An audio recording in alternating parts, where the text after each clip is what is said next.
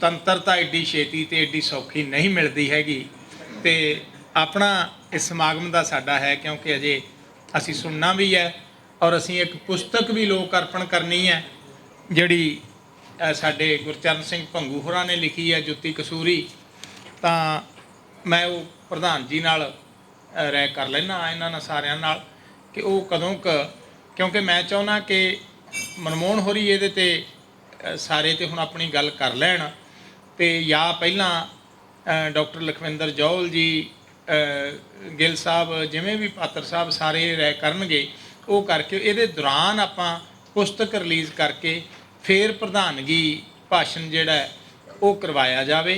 उस तो बाद आपां खाना खाना है। साडे कोले इत्थे जिहड़े ना मैं पहलां जिक्र कीता सी कि कमलजीत कौर जिहड़ी अदाकार है वो पहुँच गई। वो बड़ा बहुत अच्छी अदाकारा हैगी है और बड़ियाँ अगे वो जिहड़ा एक पात्री नाटक हुंदा है वो तैयार कर रहे ने राजविंदर होरी। उन्हां नूं आयां नूं जी आयां नूं। एक साडे कोले बिल्कुल 10वीं च पढ़दा नौजवान आउंदा रहिंदा है, लिखण नाल पढ़न नाल वाबस्ता है क्योंकि उहदे घर च माहौल है। साडे कहानीकार मनदीप डडियाणा दा बेटा जिहड़ा हरनूर जिहड़ा सानूं अगे दसदा है कि गल अगे तुरेगी, इत्थे खत्म नहीं होवेगी इस तरह। और आ जिहड़ियां साडे कोले परमिंदर प्रेम जी आए हुए ने मरिंडा तो, मालवा जी भी बैठे ने, मैंबर भी ने साडे ਸਾਹਿਤ अकाडमी दे और जनरल सकत्तर ने रामपुर तो, ये भी पहुँचे हुए ने। और आ मैं कैमरिਆਂ बारे जरूर दस देवां। ये दो बड़े महंगे कैमरे ने तो जिहड़े कल्याण इन्हां नूं चला रहे ने, ये मास्टर त्रिलोचन जी हुणां दे अपने कैमरे ने ते उन्हां ने पूरी दी पूरी रिकॉर्ड करन लई ये माइक ये सारा कुछ साडे इहदे विच सिर्फ सैल ही ने जिहड़े उन्हां ने कहा सी ड्यूरा सैल दे। ते इन्हां दा बहुत बहुत धन्नवाद है। ते मास्टर त्रिलोचन जी, हाँ जी, तो उन्हां दा धन्नवाद है। हाँ जी। और सभी जी आ जिन्ना कुछ अज सारा हो रहा, जदों भी मतलब देही की गल आउंदी ते मैनू देही नाद याद आ जाता है। मैं कदे जिहड़ा ये नावल च जिन्नियां गल्लां ने ये सारियां पहलां मतलब इन्नी वारी इन्हां दी चर्चा पंजाबी च छिड़ चुकी, जिहदा वायस जिहड़े ने वो स्वरनजीत सभी रहे ने, चाहे इन्हां दी डिज़ायर सीरीज़ होवे सभी होरां दी। ते इन्हां चीज़ां बारे इस नावल नूं जिन्नी चंगी तरह ये मतलब समझ सकते हैं, इन्हां दा आउणा भी साडे लई मतलब शुभ शगन है। और हुण मैं मनमोहन होरां नूं बेनती करां उस तो पहलां, क्योंकि पहलां जगदीप सिद्धू होरां ने भी इन्हां बारे दस्सिया सी, जाण पछाण कराई सी, तुसीं IPS वाली गल समझ गए। पर जिहड़ी काली होरां ने कही कि सैफुल मलूक दा किस्सा पढ़ के मतलब धाहां मार के रोंदे सी, इन्ने ही मतलब सूखम भावी ने। और अल्टीमेटली ये लेखक ने, शायर ने, ये IPS किते वजों जिहड़ा ये हैगे ने। बहुत एक मित्र साडे एक बारी मैनू आ पिछे वाहवा चिर हो गया, 4-5 महीने हो गए, क्योंकि मनमोहन होरी IB दे वड्डे अफसर ने, जिवें दस्सिया गया पहलां इत्थे हुण ये स्पैशल उहदे DG ने, डायरैक्टर ने, ते 4 सूबे ने मतलब इन्हां कोले, कोई जिले नहीं 4 सूबे। बहुत वड्डा थां है, बहुत वड्डे अफसर ने। एक है यूटी भी नाल ही, हाँ वो पता नहीं जी कदों सूबा बन जाए। हाँ जी, अजकल तो पता ही नहीं लगता। हाँ जी, कुछ पता नहीं लगता जी। ते इन्हां नूं तो सारा पता है जी। हाँ जी, हाँ ये तो बहुत कुछ मतलब जानते ने, पर वो गल नूं ना बिल्कुल पासे रखते हैं तुहाडे नाल जदों तुहाडे विच आउंदे ने। जिहड़ी वड्डी गल है जिहड़ी नहीं रखी जांदी, मैं वो जिहड़ी गल कर रहा सी उहदा फोन आया, वो फिर जदों बाद च आपां गल करदे। वैसे तुहानूं देखना चाहिए किसी बारे पता करना ना लेखक बारे, ते 2 लेखकां दीयां मतलब गल्लां सुणो, उहदे बारे की करदे ने। हाँ जी, हाँ ओले बिल्कुल इन्हां दे ओले च जिहड़ियां गल्लां हुंदियां, मान लो सुरजीत पात्र होरां नाल तुसीं फोन ते गल करदे हो, वो सच्चे मुच्ची वो कहणगे वो बहुत सूखम भावी, बहुत बरीक आ, बहुत है। ਇਹ ਟਿੱਪਣੀ ਹੋ। ਤੁਸੀਂ ਜੌਲ ਹੋਰਾਂ ਨਾਲ ਕਰ ਲਓ, ਉਹ ਵੀ ਇਸ ਤਰ੍ਹਾਂ ਦੀ ਕੋਈ ਗੱਲ ਕਰਨਗੇ। ਤੇ ਭਾਜੀ ਗੁਰਭਜਨ ਗਿੱਲ ਹੋਰਾਂ ਨਾਲ ਕਰ ਲਓ, ਉਹ ਕਹਿਣਗੇ ਯਾਰਾਂ ਦਾ ਯਾਰ ਹੈ ਯਾਰ ਉਹ ਬੰਦਾ। ਮਤਲਬ ਮਨਮੋਹਨ ਹੋਰੀ ਜਿਹੜੇ ਨੇ, ਗੁਲ ਚੌਹਾਨ ਹੋਰਾਂ ਨਾਲ ਕਰ ਲਓ, ਇਹਨਾਂ ਨੂੰ ਤੇ ਬਹੁਤਾ ਹੀ ਕੁਛ ਪਤਾ ਨਾ, ਅੰਮ੍ਰਿਤਸਰ ਤੋਂ ਲੈ ਕੇ ਬਹੁਤ ਅੱਛੀਆਂ ਅੱਛੀਆਂ ਗੱਲਾਂ ਜਿਹੜੀਆਂ ਨੇ ਗੁਲ ਚੌਹਾਨ ਹੋਣੀ ਉਹ ਦੱਸਦੇ ਰਹਿੰਦੇ। ਹੁਣ ਹਾਂਜੀ ਸਾਰਾ ਕੁਛ ਜਿਹੜਾ ਹੈ ਇਹ ਗੁਲ ਹੋਣਾ ਤੋਂ, ਤੇ ਇੱਥੇ ਜਦੋਂ ਬੈਠੇ ਹੁਣ ਮੈਨੂੰ ਮਤਲਬ ਡਰ ਹੀ ਆਈ ਜਾਂਦਾ ਰਹਿੰਦਾ ਵੀ ਇਹਨਾਂ ਨੇ ਪਤਾ ਨਹੀਂ ਸ਼ਾਮ ਨੂੰ ਕੀ ਕਰ ਦੇਣਾ ਜਾ ਕੇ ਕਿਹਦਾ।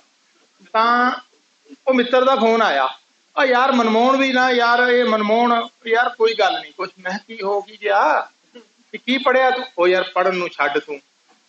ਉਹ ਮੈਂ ਬੁਲਾਇਆ, ਏਡਾ ਵੱਡਾ ਮੈਂ ਸਮਾਗਮ ਰਚਾਇਆ, ਉੱਥੇ ਰੱਖਿਆ ਵੀ ਪਿੰਡ 'ਚ, ਤੇ ਮੈਂ ਫੇਰ ਆਏ ਨਹੀਂ। ਆਏ ਯਾਰ, ਆਏ ਕਾਹਦੇ, ਇਕੱਲੇ ਆ ਗਏ ਨਾਲ ਡਰਾਈਵਰ। ਤੇ ਮੈਂ ਕਿਹਾ ਫੇਰ ਕੀ ਉਹ ਇਸ ਤਰ੍ਹਾਂ ਹੀ ਆਉਂਦੇ ਨੇ ਉਹ ਨਹੀਂ, ਮੈਂ ਸੋਚਿਆ ਸੀ ਯਾਰ ਏਡਾ ਵੱਡਾ ਬੰਦਾ ਅਫਸਰ ਹੈ ਪਿੰਡ ਦੇ ਵਿੱਚ, ਮਤਲਬ ਸ਼ਰੀਕਾਂ ਤੇ ਰੋਹ ਪਾਵਾਂਗੇ, 2-3 ਜਿਪਸੀਆਂ ਹੋਣਗੀਆਂ, ਕੋਈ ਬੰਦੇ ਹੂ ਗਨਮੈਨ ਹੋਣਗੇ ਸਾਰੇ, ਕੁਝ ਨਹੀਂ ਯਾਰ ਸਵਾਦ ਨਹੀਂ। ਮੈਂ ਕਿਹਾ ਮਨਮੋਹਨ ਹੋਣੀ ਇਸ ਤਰ੍ਹਾਂ ਦੇ ਹੀ। ਔਰ ਸੱਚਮੁੱਚ ਤੁਸੀਂ ਵੇਖੋ ਕਿ ਏਡੇ ਵੱਡੇ ਬੰਦੇ ਦਾ ਆਉਣਾ, ਔਰ ਨਾਲ ਉਹ ਕਰਮਜੀਤ ਹੁੰਦੇ ਇਹਨਾਂ ਦੇ ਜਿਹੜੇ ਨੇ ਇਹਨਾਂ ਦੇ ਵਾਹਨ ਚਾਲਕ, ਔਰ ਇਸ ਤਰ੍ਹਾਂ ਆਰਾਮ ਨਾਲ ਆ ਕੇ ਬਹਿ ਜਾਣਾ ਇਸ ਵੱਡੇ ਥਾਂ ਵਾਲੇ ਬੰਦੇ ਦਾ, ਇਹ ਨਿਮਰਤਾ ਜਿਹੜੀ ਉਹ ਬਹੁਤ ਔਖੀ ਮਿਲਦੀ ਹੈ। ਇਹ ਸਥਾਨ ਬਹੁਤ ਔਖੇ ਮਿਲਦੇ ਨੇ, ਇਹ ਸਹਿਜ ਗੁਫਾ ਮੇ ਆਸਣ ਸੱਚਮੁੱਚ ਹੀ। ਤੇ ਮੈਂ ਬਹੁਤ ਨਿਮਰਤਾ ਨਾਲ ਅਦਬ ਨਾਲ ਮਨਮੋਹਨ ਜੀ ਨੂੰ ਬੇਨਤੀ ਕਰਦਾ ਕਿ ਇਹ ਜਿਹੜੀ ਚਰਚਾ ਹੋਈ ਹੈ ਇਹਦੇ ਉੱਤੇ ਉਹ ਕੁਝ ਗੱਲਾਂ ਕਰਨ ਜਿਹੜੀਆਂ ਵੀ ਉਹ ਕਰਨੀਆਂ ਚਾਹੁੰਦੇ ਨੇ ਆਪਣੇ ਨਾਵਲ ਬਾਰੇ। ਮਨਮੋਹਨ ਜੀ, ਡਾਕਟਰ ਮਨਮੋਹਨ ਜੀ, ਆਓ ਜੀ।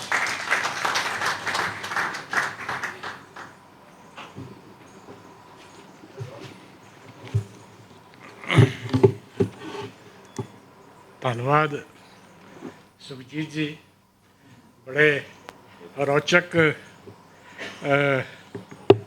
ਸ਼ਬਦਾਂ 'ਚ ਤੁਸੀਂ ਮੇਰਾ ਪਰਿਚੈ ਕਰਾਇਆ।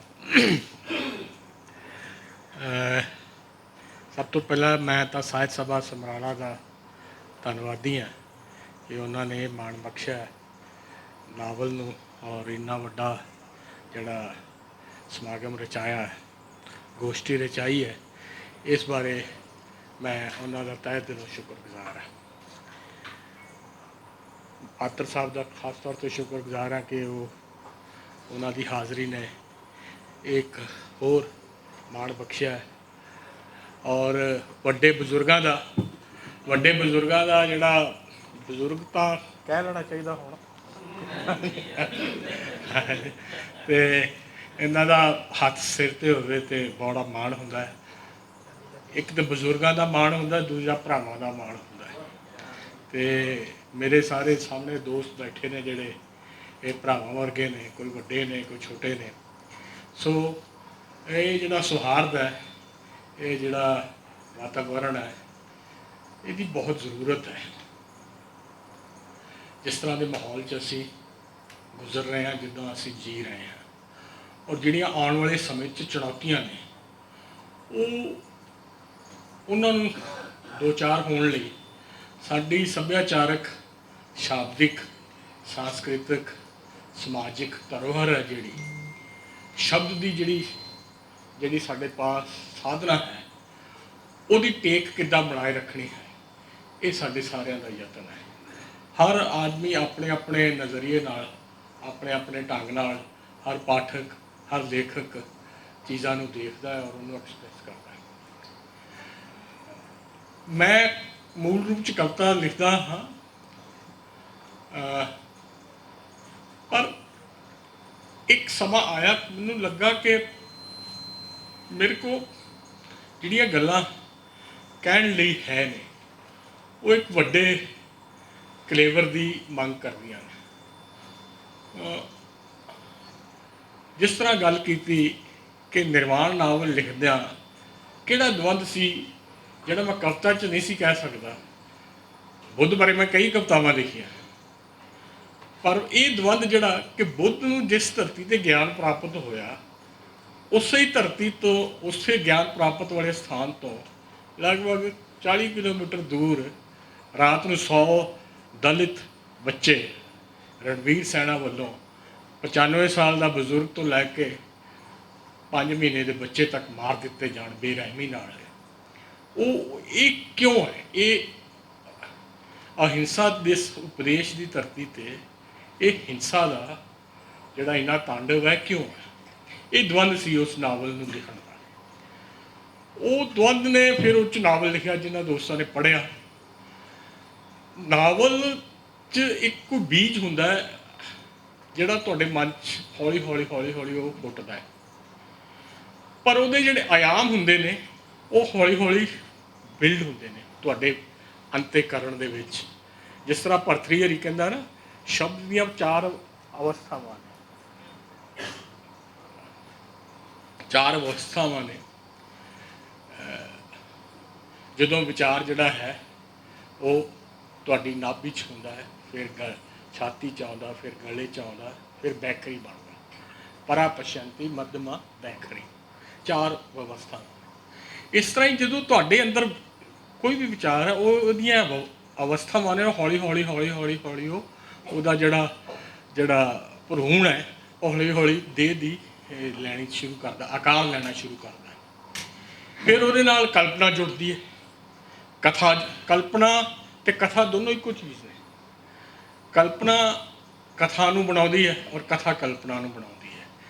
ਮਨੁੱਖ ਇੱਕ ਐਸਾ ਵਿਅਕਤੀ ਹੈ ਜਿਨਨੇ ਉਸ ਦੀ ਕਥਾ ਸਿਰਜਣ ਜਿਹੜੀ ਸ਼ਕਤੀ ਹੈ, ਕਥਾ ਸਿਰਜਣ ਯੋਗਤਾ ਨੂੰ ਆਮ ਜਿਹੜੇ ਪ੍ਰਾਣੀ ਨੇ, ਜਿਨ੍ਹਾਂ ਨੂੰ ਅਸੀਂ ਪਸ਼ੂ ਪ੍ਰਾਣੀ ਕਹਿ ਸਕਦੇ, ਉਹ ਤੋਂ ਅਲੱਗ ਕੀਤਾ। ਔਰ ਉਹਦਾ ਆਧਾਰ ਕੀ ਹੈ? ਉਸ ਕਥਾ ਦਾ ਆਧਾਰ ਹੈ ਭਾਸ਼ਾ, ਲੈਂਗੁਏਜ। ਸੋ ਬੰਦਾ ਆਮ ਦੂਜੇ ਪ੍ਰਾਣੀਆਂ ਤੋਂ ਇਸ ਕਰਕੇ ਅਲੱਗ ਹੈ ਕਿਉਂਕਿ ਉਹਦੇ ਕੋਲ ਲੈਂਗੁਏਜ ਹੈ, ਉਹਦੇ ਕੋਲ ਕਥਾ ਸਿਰਜਣ ਦੀ ਕਥਾ ਹੈ। ਹੁਣ ਜਿੱਦਾਂ ਇਹ ਜਿਹੜਾ ਦੇਸ਼ ਦਾ ਕਨਸੈਪਟ ਹੈ, ਦੇਸ਼ ਦਾ ਕਥਾ ਇੱਕ ਮਿਥ ਹੈ ਨਾ, ਵੀ ਇਹ ਨੇਸ਼ਨ ਇਜ਼ ਭਾਰਤ ਇੱਕ ਨੇਸ਼ਨ ਹੈ, ਇੱਕ ਮਿਥ ਹੈ। ਔਰ ਇਹਦੇ ਅੰਦਰ ਸਾਰੇ ਰਹਿ ਰਹੇ ਨੇ, ਸਾਰੀਆਂ ਜਾਤੀਆਂ ਧਰਮਾਂ ਜ਼ੁਬਾਨਾਂ ਦੇ ਲੋਕ ਰਹਿ ਰਹੇ ਨੇ, ਰੰਗਾਂ ਦੇ ਉਹਨਾਂ ਦੇ ਕਈ ਉਹਨਾਂ ਦੀਆਂ ਸੰਸਕ੍ਰਿਤੀਆਂ ਨੇ, ਰਹਿਣ ਸਹਿਣ ਹੈ। ਔਰ ਇੱਕ ਜਿਓਗ੍ਰਾਫਿਕ ਲੋਕੇਸ਼ਨ ਦੇ ਵਿੱਚ ਉਹ ਇੱਕ ਭੂਗੋਲਿਕ ਖਿੱਤੇ ਦੇ ਵਿੱਚ ਰਹਿ ਰਹੇ ਨੇ। ਇੱਕ ਨੇਸ਼ਨ ਦਾ ਕਨਸੈਪਟ ਇਹ ਕਿਸ ਨੇ ਬਣਾਇਆ? ਇਹ ਭਾਸ਼ਾ ਨੇ ਬਣਾਇਆ। ਔਰ ਭਾਸ਼ਾ ਹੀ ਮਨੁੱਖ ਨੂੰ ਪਾਵਰਫੁਲ ਬਣਾਉਂਦੀ ਹੈ ਔਰ ਉਹਦੀ ਕਲਪਨਾ ਸ਼ਕਤੀ ਨੂੰ ਵਧਾਉਂਦੀ ਹੈ। ਤੁਸੀਂ ਦੇਖੋ ਪ੍ਰੇਮ ਬਾਰੇ ਕਿੰਨਾ ਕੁਝ ਲਿਖਿਆ ਗਿਆ। ਪਿਛਲੇ 5000 ਸਾਲ ਦੀ ਜਿਹੜੀ ਨੋਨ ਹਿਸਟਰੀ ਹੈ, ਪ੍ਰੇਮ ਅਲੱਗ-ਅਲੱਗ ਰੂਪਾਂ ਦੇ ਵਿੱਚ ਅਲੱਗ-ਅਲੱਗ ਢੰਗ ਨਾਲ ਸਾਹਮਣੇ ਆਇਆ। ਇਸ ਤਰ੍ਹਾਂ ਹੀ ਜਿਹੜੀ ਆਜ਼ਾਦੀ ਦਾ ਸੰਕਲਪ ਹੈ, ਸੁਤੰਤਰਤਾ ਜਿੱਦਾਂ ਦੀ ਗੱਲ ਹੋਈ, ਇਹ ਕਿੰਨੀ ਵਾਰ ਪਹਿਲਾ ਜਿਹੜਾ ਨਾਵਲ ਮੈਨੂੰ ਲਿਖਿਆ ਗਿਆ ਆਜ਼ਾਦੀ ਬਾਰੇ, ਸਪਾਰਟੈਕਸ, ਜਿਹੜੀ ਘਟਨਾ ਹੋਈ, ਨਾਵਲ ਤਾਂ ਬਾਅਦ 'ਚ ਲਿਖਿਆ ਗਿਆ ਹਾਵਰਡ ਦਾ, ਉਹ ਆਜ਼ਾਦੀ ਦਾ ਪਹਿਲਾ ਪ੍ਰਵਚਨ ਹੈ। ਜਦੋਂ ਸਪਾਰਟੈਕਸ ਨੇ ਗੁਲਾਮੀ ਦੇ ਵਿਰੁੱਧ ਜਿਹੜਾ ਸੰਘਰਸ਼ ਸ਼ੁਰੂ ਕੀਤਾ। ਸੋ ਇਹ ਜਿਹੜੇ ਦੋ ਜਿਹੜੇ ਹੈ ਨੇ ਮਨੁੱਖ ਨੂੰ ਬਣਾਉਣ ਵਾਲੇ ਵਿਚਾਰ, ਉਹਦੀ ਹੋਂਦ ਦੀ ਸੁਤੰਤਰਤਾ ਤੇ ਉਸਨੇ ਕਿੱਦਾਂ ਐਕਸਪ੍ਰੈਸ ਕਰਨਾ, ਇੱਕ ਜਿਹੜਾ ਐਕਸਪ੍ਰੈਸ਼ਨ ਬਣਾਉਂਦਾ ਹੈ। ਪ੍ਰਮਾਣਿਕ ਅਨੁਭਵ ਕੀ ਹੈ? ਮੈਂ ਪਿੰਗਲਾ 'ਚ ਇਸ 'ਚ ਉਹਨੂੰ ਪੋਜ਼ਿਟਿਵ ਕਰੈਕਟਰ ਦੱਸਿਆ, ਜਦ ਕਿ ਹੋਰ ਕਥਾਵਾਂ ਦੇ ਵਿੱਚ, ਮਿੱਥ ਕਥਾਵਾਂ ਦੇ ਵਿੱਚ ਉਹ ਵਿਚਾਰੀ ਹੈ। ਪਰ ਮੈਂ ਸੋਚ ਰਿਹਾ ਸੀ, ਮੈਂ ਆਪਣੇ ਜਿਹੜੇ ਔਰਤ ਬਾਰੇ ਮੇਰਾ ਵਿਚਾਰ ਹੈ, ਜਿਹੜਾ ਮੈਂ ਆਪਣੀ ਮਾਂ ਦੇ ਰੂਪ ਵਿੱਚ ਦੇਖਿਆ, ਆਪਣੀ ਭੈਣਾਂ ਦੇ ਰੂਪ ਵਿੱਚ ਦੇਖਿਆ, ਆਪਣੀ ਪਤਨੀ ਦੇ ਰੂਪ ਵਿੱਚ ਦੇਖਿਆ, ਉਹ ਅਨੁਭਵ ਔਰਤ ਬਾਰੇ ਮੇਰਾ ਉਹ ਹੈ। ਜਿੱਦਾਂ ਬਹੁਤ ਸਾਰੀਆਂ ਚੀਜ਼ਾਂ ਮੇਰੇ ਆਪਣੇ ਅਨੁਭਵ ਵਿੱਚੋਂ ਹੀ ਨਿਕਲੀਆਂ ਹੋਈਆਂ ਨੇ। ਜਦੋਂ ਉਹ ਕਹਿੰਦੀ ਹੈ ਭਰਤਰੀ ਵਾਪਸ ਆ ਜਾਂਦਾ ਹੈ, ਮਹਿਲਾ ਦੇ ਸਾਹਮਣੇ ਭਿੱਖਿਆ ਮੰਗਣ ਲੱਗਦਾ, ਅਤੇ ਉਹ ਥੋੜ੍ਹੀ ਜਿਹੀ ਉਦਾਸ ਹੁੰਦੀ, ਰੋਣ ਲੱਗਦੀ ਹੈ ਕਿ ਫਿਰ ਅੱਥਰੂ ਨਹੀਂ ਆਉਣ ਦਿੰਦੀ। ਉਹ ਕਹਿੰਦੀ ਹੈ ਕਿ ਚੱਲ ਆ ਗਿਆ ਵਾਪਸ, ਅੱਖਾਂ ਦਾ ਸਾਹਮਣੇ ਰਹੇਗਾ। ਇਹ ਅਨੁਭਵ ਮੈਂ ਆਪਣੇ 'ਚ ਜੀਵਿਆ। ਮੇਰਾ ਫਾਦਰ ਜਦੋਂ ਸਾਨੂੰ ਛੱਡ ਕੇ 25 ਸਾਲ ਪਹਿਲਾਂ ਗਿਆ ਸੀਗਾ, ਉਹ ਜਦੋਂ ਵਾਪਸ ਆਇਆ ਘਰ, ਜਦੋਂ ਸਾਰੇ ਰਿਸ਼ਤਿਆਂ, ਜਿਨ੍ਹਾਂ ਨੂੰ ਰਿਸ਼ਤੇ ਸਮਝਦਾ ਸੀ, ਪ੍ਰੇਮ ਦੇ ਰਿਸ਼ਤੇ, ਕਿ ਇਹ ਵੀ ਮੇਰੇ ਨਾਲ ਨਿਭਣ ਗਏ, ਉਹਨਾਂ ਨੇ ਉਹਨੂੰ ਤਜ ਦਿੱਤਾ। ਵਾਪਸ ਆਇਆ ਅਤੇ ਮੈਂ ਉੱਧਰ ਗਿਆ ਹੋਇਆ ਸੀ ਘਰ। ਮਾਤਾ ਕਹਿੰਦੀ ਚੰਗਾ ਬੁਢਾਪਾ ਘਟ ਜਾਏਗਾ, ਇਹਦਾ ਆ ਗਿਆ। ਸੋ ਉਸ ਨੂੰ ਇਹ ਜਿਹੜੇ ਤੁਹਾਡਾ ਅਨੁਭਵ ਤੇ ਤੁਹਾਡੀ ਕਲਪਨਾ ਤੇ ਤੁਹਾਡੀ ਭਾਸ਼ਾ ਯੋਗਤਾ, ਜਦੋਂ ਉਹ ਇੱਕ ਸਿੰਥੇਸਿਸ, ਇੱਕ ਜਿਹਨੂੰ ਅਸੀਂ ਕਹਿੰਦੇ ਆ ਇੱਕ ਆਰਗੈਨਿਕ ਐਕਸਪ੍ਰੈਸ਼ਨ ਬਣਾਉਂਦੀ ਹੈਗੀ ਹੈ, ਫਿਰ ਉਹ ਤੁਹਾਡਾ ਨਵਾਂ ਅਨੁਭਵ ਬਣਦਾ। ਇਸੇ ਕਰਕੇ ਪਾਠਕ ਉਸ ਨੂੰ, ਪਾਠਕ ਵੀ ਕੀ ਹੈ, ਪਾਠਕ ਬੇਸਿਕਲੀ ਰਾਈਟਰ ਹੀ ਹੈ। ਉਹ ਉਸੇ ਕਥਾ ਦੇ ਵਿੱਚੋਂ, ਉਸ ਐਕਸਪ੍ਰੈਸ਼ਨ ਦੇ ਵਿੱਚੋਂ ਆਪਣਾ ਆਪ ਹੀ ਲੱਭ ਰਿਹਾ ਹੁੰਦਾ, ਆਪਣੇ ਤਰੀਕੇ ਨਾਲ ਦੇਖਦਾ। ਇਸੇ ਕਰਕੇ ਕਹਿੰਦਾ it's not the writer who writes, it's the reader who writes. So ਪਾਠਕ ਨੇ ਉਸ ਨੂੰ ਆਪਣੇ ਤਰੀਕੇ ਨਾਲ ਦੇਖਣਾ, ਮੈਂ ਇਹਨੂੰ ਆਪਣੇ ਤਰੀਕੇ ਨਾਲ ਦੇਖਦਾ ਸੀ। ਇੱਕ ਤਾਂ ਗੱਲ ਹੋ ਗਈ ਪ੍ਰਮਾਣਿਕ ਅਨੁਭਵ ਦੀ। ਅੱਛਾ, ਜਿਹੜਾ ਪ੍ਰਮਾਣਿਕ ਅਨੁਭਵ, ਜੇ ਮੈਂ ਵੈਸ਼ਿਆ ਬਾਰੇ ਵੀ ਲਿਖਿਆ ਤੇ ਮੈਂ ਉਸ ਆਪਣੇ ਅਨੁਭਵਾਂ ਦੇ ਵਿੱਚੋਂ ਔਰਤ ਦਾ ਉਹ ਰੂਪ ਜਿਹੜਾ ਦੇਖਣਾ। ਹੁਣ ਤੁਸੀਂ ਦੇਖੋ, ਵੈਸ਼ਿਆ ਕੋਈ ਬਣਦੀ ਹੈ, ਉਹ ਇੱਕ ਔਰਤ ਹੈ, ਔਰ ਉਹਦੇ ਜਿਹੜੀਆਂ ਪੁਰਾਣੀਆਂ ਗਣਿਕਾਵਾਂ ਸੀਗੀਆਂ, ਉਹ ਕਲਾ ਦੀਆਂ ਬਹੁਤ ਮਾਹਰ ਸੀਗੀਆਂ। ਉਹ ਕਲਾ ਦੀਆਂ ਔਰ ਸਾਰੀਆਂ ਕਲਾਵਾਂ ਦੀਆਂ ਮਾਹਰ ਸੀਗੀਆਂ। ਅਤੇ ਇਸੇ ਕਰਕੇ ਜਿਹੜੇ ਸੀਗੇ ਮਰਦ ਉਹਦੇ ਕੋਲ ਜਾਂਦਾ ਸੀ। ਤੁਸੀਂ ਜਿਹੜਾ ਹੁਣ ਵੈਸ਼ਿਆ ਹੋਣ ਵਾਸਤੇ, ਤੁਹਾਨੂੰ ਵੈਸ਼ਿਆ ਬਾਰੇ ਲਿਖਣ ਵਾਸਤੇ ਵੈਸ਼ਿਆ ਦਾ ਹੋਣਾ ਜ਼ਰੂਰੀ ਨਹੀਂ ਹੈ, ਪਰ ਤੁਸੀਂ ਉਸ ਦੇ ਕਰੈਕਟਰ ਦੇ ਵਿੱਚ ਕਿਸ ਤਰ੍ਹਾਂ ਆਪਣੇ ਆਪ ਨੂੰ ਅਸੀਮੀਲੇਟ ਕਰਦੇ ਜੇ, ਉਸ ਨੂੰ ਕਿੱਦਾਂ ਦੇਖਦੇ ਜੇ, ਉਹ ਫਿਰ ਤੁਹਾਡਾ ਪ੍ਰਮਾਣਿਕ ਅਨੁਭਵ, ਤੁਹਾਡਾ ਅਧਿਐਨ, ਤੁਹਾਡਾ ਵਿਚਰਿਆ ਹੋਇਆ ਜੀਵਨ ਦੇ ਵਿੱਚ ਉਹ ਫਿਰ ਤੁਸੀਂ ਰੀਰਾਈਟ ਕਰਦੇ ਜੇ। ਉਹ ਫਿਰ ਜਦੋਂ ਤੁਹਾਡੀ ਭਾਸ਼ਾ 'ਚ ਆਉਂਦਾ, ਫਿਰ ਇਸ ਤਰ੍ਹਾਂ ਸਾਹਮਣੇ ਲਿਖਿਆ ਜਾਂਦਾ ਹੈ। ਨਿਰਵਾਣ 'ਚ ਤਾਂ ਇਹ ਦਵੰਦ ਸੀਗਾ ਕਿ ਹਿੰਸਾ ਤੇ ਅਹਿੰਸਾ ਦਾ। ਇਹਦੇ 'ਚ ਦਵੰਦ ਜਿਹੜਾ ਸੀਗਾ, ਉਹ ਸੀਗਾ ਭੋਗ ਔਰ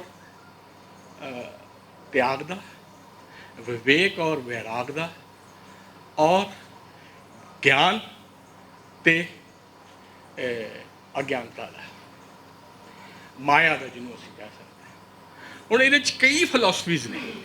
ਇਹ ਉਸ ਭਾਵੇਂ 5ਵੀਂ ਸਦੀ ਦੇ ਵਿੱਚ ਮਹਾਭਾਰਤ ਦੀ ਫਿਲਾਸਫੀ ਉਨੀ ਡੋਮੀਨੈਂਟਲੀ ਨਹੀਂ ਹੋਏਗੀ ਸੁਸਾਇਟੀ 'ਚ, ਪਰ ਇਹ ਮੇਰੇ ਆਪਣੀ ਕਲਪਨਾ ਦਾ ਹਿੱਸਾ ਕਿ ਜਿਹੜਾ ਉਸ ਨੂੰ ਮੈਂ ਉਹਦੇ 'ਚ ਇੰਬਾਈਬ ਕੀਤਾ।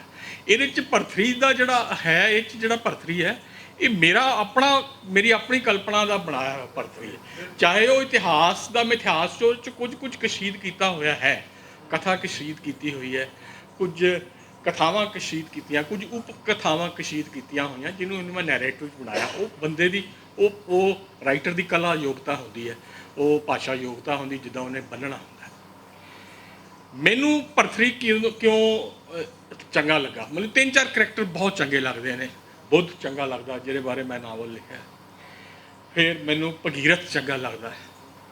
ਭਗੀਰਥ 'ਚ ਇੱਕ ਨਾਵਲ ਭਗੀਰਥ ਬਾਰੇ ਲਿਖਿਆ ਪੰਜਾਬੀ 'ਚ, ਜਿਹੜਾ ਪੜ੍ਹਿਆ, ਉਹ ਬਹੁਤ ਪਹਿਲਾਂ ਲਿਖਿਆ, ਪ੍ਰੋਫੈਸਰ ਪੂਰਨ ਸਿੰਘ ਹੋਣਾ ਨੇ ਲਿਖਿਆ ਸੀ। ਉਹ ਲੋਕਾਂ ਨੂੰ ਹੁਣ ਉਹਨਾਂ ਦੀ ਸਿਮਰਤੀ 'ਚ ਨਹੀਂ ਹੈ। ਅਤੇ ਭਰਤਰੀ ਬਾਰੇ ਧਨੀ ਰਾਮ ਚਾਤਰਕ ਨੇ ਲਿਖਿਆ, ਡਾਕਟਰ ਯੋਗਰਾਜ ਜਿਹੜੇ ਪਟਿਆਲਾ ਯੂਨੀਵਰਸਿਟੀ, ਉਹਨਾਂ ਨੇ ਕਿਤਾਬ ਲਿਖੀ। ਸੋ ਇਹ ਸਾਰੇ ਸੋਰਸਿਸ ਸੀਗੇ, ਪਰ ਮੈਂ ਓਰੀਜਨਲ ਸੋਰਸਿਸ 'ਚ ਕੋਸ਼ਿਸ਼ ਕੀਤੀ ਕਿ ਮੈਂ ਪਹਿਲਾਂ ਭਰਤਰੀ ਦੀ ਟੈਕਸਟ ਨਾਲ ਆਪਣੇ ਆਪ ਨੂੰ ਉਹ ਕਰਾਂ। ਮੈਂ ਭਰਤਰੀ ਨੂੰ ਸੰਸਕ੍ਰਿਤ 'ਚ ਅਨੁਵਾਦ ਕੀਤਾ, 300 ਸ਼ਤਕ। ਰੋਜ਼ ਮੈਂ ਸਵੇਰੇ ਉੱਠ ਕੇ ਇੱਕ ਸ਼ਤਕ ਜਿਹੜਾ ਸੀਗਾ ਉਹ ਟਰਾਂਸਲੇਟ ਕਰਦਾ ਸੀ, ਡਿਫਰੈਂਟ ਸੋਰਸਿਸ ਨੂੰ ਰੱਖ ਕੇ। ਫਿਰ ਉਹ ਮੈਨੂੰ ਭਰਤਰੀ ਸਮਝ ਆਉਣਾ ਸ਼ੁਰੂ ਹੋ ਗਿਆ ਕਿ ਇਹ ਟੈਕਸਟ ਅਤੇ ਇਹਦੇ ਜੀਵਨ 'ਚ ਕਿੱਦਾਂ ਉਹ ਹੈਗਾ, ਮੇਲ ਜੋਲ ਹੈਗਾ। ਉਹਦੀ ਹਰ ਘਟਨਾ 'ਚੋਂ ਇੱਕ ਸ਼ਲੋਕ ਨਿਕਲਿਆ ਹੋਇਆ। ਸੋ ਜੇ ਉਹ ਅਮੀਰੀ ਦੀ ਗੱਲ ਕਰਦਾ, ਧਨ ਦੀ ਗੱਲ ਕਰਦਾ, ਧਨ ਦੀਆਂ ਵੀ ਕਈ ਚੀਜ਼ਾਂ ਬਾਰੇ ਗੱਲਾਂ ਕਰਦਾ, ਔਰ ਧਨ ਹੋਣ ਅਤੇ ਨਾ ਹੋਣ ਦੀਆਂ ਕਮੀਆਂ ਦੇ ਵੀ ਗੱਲ, ਹੋਣ ਦੇ ਨਾਲ ਕਿਹੜੀਆਂ ਨੈਗੇਟਿਵਿਟੀਜ਼ ਜੁੜੀਆਂ ਨੇ, ਔਰ ਨਾ ਹੋਣ ਦੇ ਨਾਲ ਕੀ ਕੁਝ ਹੁੰਦਾ ਹੈ, ਅਤੇ ਉਹ ਕਿਸ ਤਰ੍ਹਾਂ ਇੱਕ ਬੈਲੈਂਸ ਹੋਣਾ ਚਾਹੀਦਾ। ਔਰ ਬੰਦੇ ਦੀ ਜਿਹੜੀਆਂ ਕੋਰ ਵੈਲਿਊਜ਼ ਨੇ, ਚਾਹੇ ਉਹ ਦੇਹ ਤੱਕ ਨੇ ਜਾਂ ਉਹਦੇ ਮਨ ਤੱਕ ਨੇ। ਔਰ ਦਰਅਸਲ ਦੇਹ ਔਰ ਮਨ ਜਿਹੜਾ ਹੈ, ਇੱਕ ਦੂਸਰੇ ਦੀ ਫਲਿੱਪ ਸਾਈਡ ਨੇ, ਇੱਕ ਦੂਸਰੇ ਦਾ ਹੀ ਉਹ ਰੂਪ ਨੇ। ਸ਼ਹਿਰੀ ਪਰਿਵਾਰ 'ਚ ਅਸੀਂ ਪੈਦਾ ਹੋਏ, ਪਿੰਡਾਂ 'ਚੋਂ ਆਏ ਸਾਡੇ ਮਾਪੇ ਉੱਠ ਕੇ, ਪਰ ਨੌਕਰੀਆਂ ਕਰਨ ਲੱਗ ਪਏ। ਮੈਨੂੰ ਅਨੁਭਵ ਸੀਗਾ, ਜਿਹੜਾ ਮੈਂ ਗਿਆਨ ਪੜ੍ਹਿਆ ਹੋਇਆ, ਜਿਹੜੀਆਂ ਕਿਤਾਬਾਂ ਜਾਂ ਜਿਹੜਾ ਪੁਰਾਣੇ ਜਿਹੜੇ ਸੋਰਸਿਸ ਨੇ ਉਹ ਪੜ੍ਹੇ ਹੋਏ, ਅਤੇ ਮੈਂ ਤਾਂ ਉਹਦੇ ਬਾਰੇ ਲਿਖ ਸਕਦਾ। ਹੁਣ ਜਿੱਦਾਂ ਮੈਂ ਸੋਚਿਆ, ਮੈਂ ਅਜੇ ਮੇਰੇ ਮਨ 'ਚ ਖਾਕਾ ਬਣਦਾ, ਮੈਂ ਅਫਗਾਨਿਸਤਾਨ ਬਾਰੇ ਲਿਖਾਂਗਾ, ਅਤੇ ਮੈਂ ਇਕੱਲੀ ਅਫਗਾਨਿਸਤਾਨ ਆਪਣੇ ਬਾਰੇ ਥੋੜ੍ਹੀ ਲਿਖਣਾ ਹੈ। ਮੈਂ ਅਫਗਾਨਿਸਤਾਨ ਦੀ ਟੋਟਲ ਸੋਸ਼ੋ ਕਲਚਰਲ ਜਿਓਗ੍ਰਾਫੀਕਲ ਹਿਸਟਰੀ, ਉਹਦੇ ਉਤਰਾਅ ਚੜਾਅ, ਉਹ ਕਿੱਦਾਂ ਵੱਡੀਆਂ ਜਿਹੜੀਆਂ ਤਾਕਤਾਂ ਦਾ ਸ਼ਿਕਾਰ ਹੋਇਆ, ਗ੍ਰੇਟ ਗੇਮਸ ਦਾ ਹਿੱਸਾ ਬਣਿਆ, ਇਹਦੇ ਬਾਰੇ ਮੈਂ ਸੋਚਦਾ ਪਿਆ ਕਰੀ ਖੋਜੇ ਜੇ ਸਮਾਂ ਲੱਗਿਆ ਔਰ ਵਿਚਾਰ ਬਣਿਆ। ਇਹ ਵਿਚਾਰ ਹੈ, ਇਹਨੇ ਅਜੇ ਮੱਧਮਾ ਜਿਹੜਾ ਪਰਾਪਸ਼ੰਤੀ ਮੱਧਮਾ ਬੈਟਰੀ ਤੱਕ ਆਉਣਾ ਹੈ। ਉਹਦਾ ਇੱਕ ਟਾਈਮ ਪੀਰੀਅਡ ਹੈ, ਉਹ ਤੁਸੀਂ ਉਹਨੂੰ ਓਵਰਸਟੈਪ ਨਹੀਂ ਕਰ ਸਕਦੇ। ਹਰ ਰਚਨਾ ਦਾ ਤੁਸੀਂ ਆਪ ਹੀ ਦੇਖਿਆ ਹੋਵੇਗਾ, ਉਦੋਂ ਹੀ ਉਹਨੇ ਲਿਖਿਆ ਜਾਣਾ ਜਦੋਂ ਉਹਨੇ ਲਿਖਿਆ ਜਾਣਾ। ਤੁਸੀਂ ਜਿੰਨਾ ਮਰਜ਼ੀ ਜ਼ੋਰ ਲਗਾ ਲਓ, ਉਹ ਨਹੀਂ ਲਿਖ ਸਕਦੇ। ਜੇ ਲਿਖੋਗੇ ਤਾਂ ਉਹਦੇ 'ਚ ਕਮੀਆਂ ਹੋਣਗੀਆਂ, ਕੱਚ ਘਰਟਤਾ ਹੋਵੇਗੀ। ਸੋ ਇਹ ਲੇਖਕ ਨੂੰ ਆਪਣੇ ਆਪ ਨੂੰ ਵੀ ਜਿਹੜਾ ਹੀ ਸ਼ੁੱਡ ਵੇਟ ਫॉर ਹਿਮਸੈਲਫ। ਲੇਖਕ ਆਪਣੇ ਆਪ ਦੀ ਇੰਤਜ਼ਾਰ ਕਰੇ, ਉਡੀਕ 'ਚ ਹੋਵੇ। ਜਦੋਂ ਉਹਦਾ ਰੀਅਲ ਆਏਗਾ ਸਾਹਮਣੇ, ਉਦੋਂ ਹੀ ਲਿਖੀ ਜਾਂਦੀ ਰਚਨਾ। ਐਂਡ ਉਹ ਜਿਹੜਾ ਛਿਣ ਹੁੰਦਾ ਹੈ, ਉਹ ਬੜਾ ਪਾਵਰਫੁਲ। ਫਿਓਦਰ ਦੋਸਤੋਵਸਕੀ ਮੇਰਾ ਬਹੁਤ ਫੇਵਰੇਟ ਨਾਵਲਿਸਟ ਹੈ, ਮੈਂ ਉਹਦਾ ਸਾਰਾ ਸਾਹਿਤ ਪੜ੍ਹਿਆ। ਪਰ ਜਿਹੜਾ ਦੁੱਖਾਂ ਦਾ ਵਰਣਨ ਹੈ ਔਰ ਜੋ ਦੋਸਤੋਵਸਕੀ ਨੇ ਆਪਣੇ ਜੀਵਨ 'ਚ ਭੋਗਿਆ ਹੈ, ਦੋਸਤੋਵਸਕੀ ਤੇ ਭਰਥਰਿਹਰੀ ਮੈਨੂੰ ਦੋਨੇ ਇੱਕੋ ਜਿਹੇ ਲੱਗਦੇ ਨੇ। ਦੋਸਤੋਵਸਕੀ ਨੰਬਰ ਦਾ ਜੂਏਬਾਜ਼ ਸੀਗਾ, ਨੰਬਰ ਦਾ ਸ਼ਰਾਬੀ। ਮੇਰੇ ਖਿਆਲ 4-5 ਉਹਦੇ ਵਿਆਹ ਹੋਏ, ਸਾਰੇ ਅਸਫਲ ਰਹੇ। ਫਿਰ ਅਲਟੀਮੇਟਲੀ ਇੱਕ ਉਹਦੀ ਟਾਈਪਿਸਟ ਨਾਲ ਵਿਆਹ ਹੋਇਆ। ਉਹਨੇ ਜਿਹੜਾ ਲਾਸਟ ਜਿਹੜਾ ਉਹਦਾ ਨਾਵਲ, ਉਹਦੇ 'ਚ ਉਹਨੇ ਮਦਦ ਕੀਤੀ। ਔਰ ਬਹੁਤ ਅਮੀਰ ਰਿਹਾ, ਬਹੁਤ ਗਰੀਬ ਵੀ ਰਿਹਾ। ਮਤਲਬ ਇੱਕ ਰਾਤ ਦੀ ਰੋਟੀ ਦਾ ਵੀ ਲਾਲੇ ਪੈ ਗਏ ਹੋਏ ਸੀ।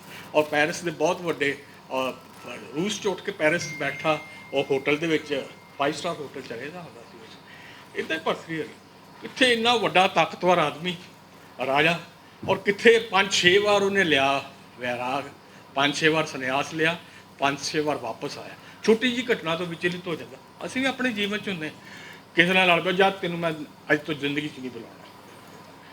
ਫਿਰ 4-5 ਮਹੀਨਿਆਂ ਬਾਅਦ ਪਤਾ ਨਹੀਂ ਫਿਰ ਮਿਲਦੇ ਨੇ, ਚੰਗਾ ਯਾਰ ਕੋਈ ਗੱਲ। ਇਸ ਤਰ੍ਹਾਂ ਮਤਲਬ ਦੇਰ ਇਜ਼ ਕਦੀ ਕੋਈ ਅੰਤਿਮ ਨਿਰਵਾਣ ਨਹੀਂ ਹੈਗਾ। ਹਰ ਰੋਜ਼ ਇੱਕ ਨਿਰਵਾਣ ਪ੍ਰਾਪਤ ਹੁੰਦਾ ਹੈ, ਔਰ ਕੋਈ ਅੰਤਿਮ ਮੋਕਸ਼ ਨਹੀਂ ਹੈਗਾ। ਹਰ ਰੋਜ਼ ਇੱਕ ਨਵਾਂ ਮੋਕਸ਼ ਪ੍ਰਾਪਤ ਹੁੰਦਾ ਹੈ। ਸੋ ਜਿਹੜਾ ਕੋਈ ਵਿਰਾਗ ਵੀ ਜਿਹੜਾ ਉਹ ਨਹੀਂ, ਤੁਸੀਂ ਵਿਵੇਕ 'ਚ ਰਹਿੰਦਿਆਂ ਵੀ ਵਿਰਾਗ 'ਚ ਰਹਿ ਸਕਦੇ ਜੀ, ਉਹ ਵਿਰਾਗ 'ਚ ਰਹਿੰਦਿਆਂ ਵੀ ਕੋਈ ਵਿਵੇਕ 'ਚ ਕੋਈ ਐਬਸੋਲਿਊਟ ਸਥਿਤੀ ਨਹੀਂ ਹੈਗੀ ਜਿਹਨੂੰ ਹੁਣ ਕੋਈ ਨਿਰਪੇਖਤਾ ਨਹੀਂ ਹੈਗੀ। ਸਾਰਾ ਕੁਝ ਸਾਪੇਖਕ ਹੈ, ਇੱਕ ਦੂਜੇ 'ਚ ਮਿਲਿਆ ਜੁੜਿਆ ਹੋਇਆ ਹੈ, ਇੱਕ ਦੂਜੇ ਦੀਆਂ ਫਲਿੱਪ ਸਾਈਡਸ ਨੇ। ਉਹ ਫਲਿੱਪ ਸਾਈਡਸ ਨੂੰ ਕਿੱਦਾਂ ਸਮਝਣਾ ਹੈਗਾ, ਇਹੋ ਹੀ ਜੀਵਨ ਹੈ। ਔਰ ਆਪਣਾ ਤਾਂ ਜੀਵਨ ਕਿਸੇ ਨੂੰ ਜੇ ਕੋਈ ਕਹੇ ਕਿ ਮੈਨੂੰ ਆਪਣਾ ਜੀਵਨ ਪੂਰੀ ਤਰ੍ਹਾਂ ਸਮਝ ਆ ਗਿਆ ਹੈ, ਉਹ ਤਾਂ ਬਹੁਤ ਔਖੀ ਗੱਲ ਹੈ। ਬੰਦਾ ਮਰਦੇ ਦਮ ਤੱਕ ਇਹੋ ਦੇਖਦਾ ਹੈ। ਫਿਰ ਉਹ ਅੰਤਿਮ ਜਦੋਂ ਭਰਥਰੀ ਬੈਠਾ ਹੁੰਦਾ ਹੈ ਅਤੇ ਦੇਹ ਵੀ ਜਵਾਬ ਦੇ ਜਾਂਦੀ ਹੈ। ਫਿਰ ਅੰਤਿਮ ਉਹ ਜਿਹੜਾ ਸ਼ਲੋਕ ਕਠੋਰ ਉਪਨਿਸ਼ਦ ਵਾਲਾ ਉਹ ਹੀ ਕਹਿੰਦਾ ਹੈਗਾ ਕਿ ਜਿਹੜੇ ਮੋਏ ਬਾਰੇ ਸੋਚਿਆ ਜਾਂਦਾ ਕਿ ਕੀ ਹੈਗੇ ਵੀ ਹੈ ਕਿ ਨਹੀਂ ਵੀ ਹੈਗੇ। ਸੋ ਮੈਨੂੰ ਲੱਗਦਾ ਕਿ ਇਹ ਜਿਹੜਾ ਦਵੰਦ ਹੈ ਹੋਣ ਅਤੇ ਨਾ ਹੋਣ ਦਾ, ਔਰ ਸਾਰੀਆਂ ਇਹਨਾਂ ਗੱਲਾਂ ਨਾਲ ਮੈਂ ਤੁਹਾਡਾ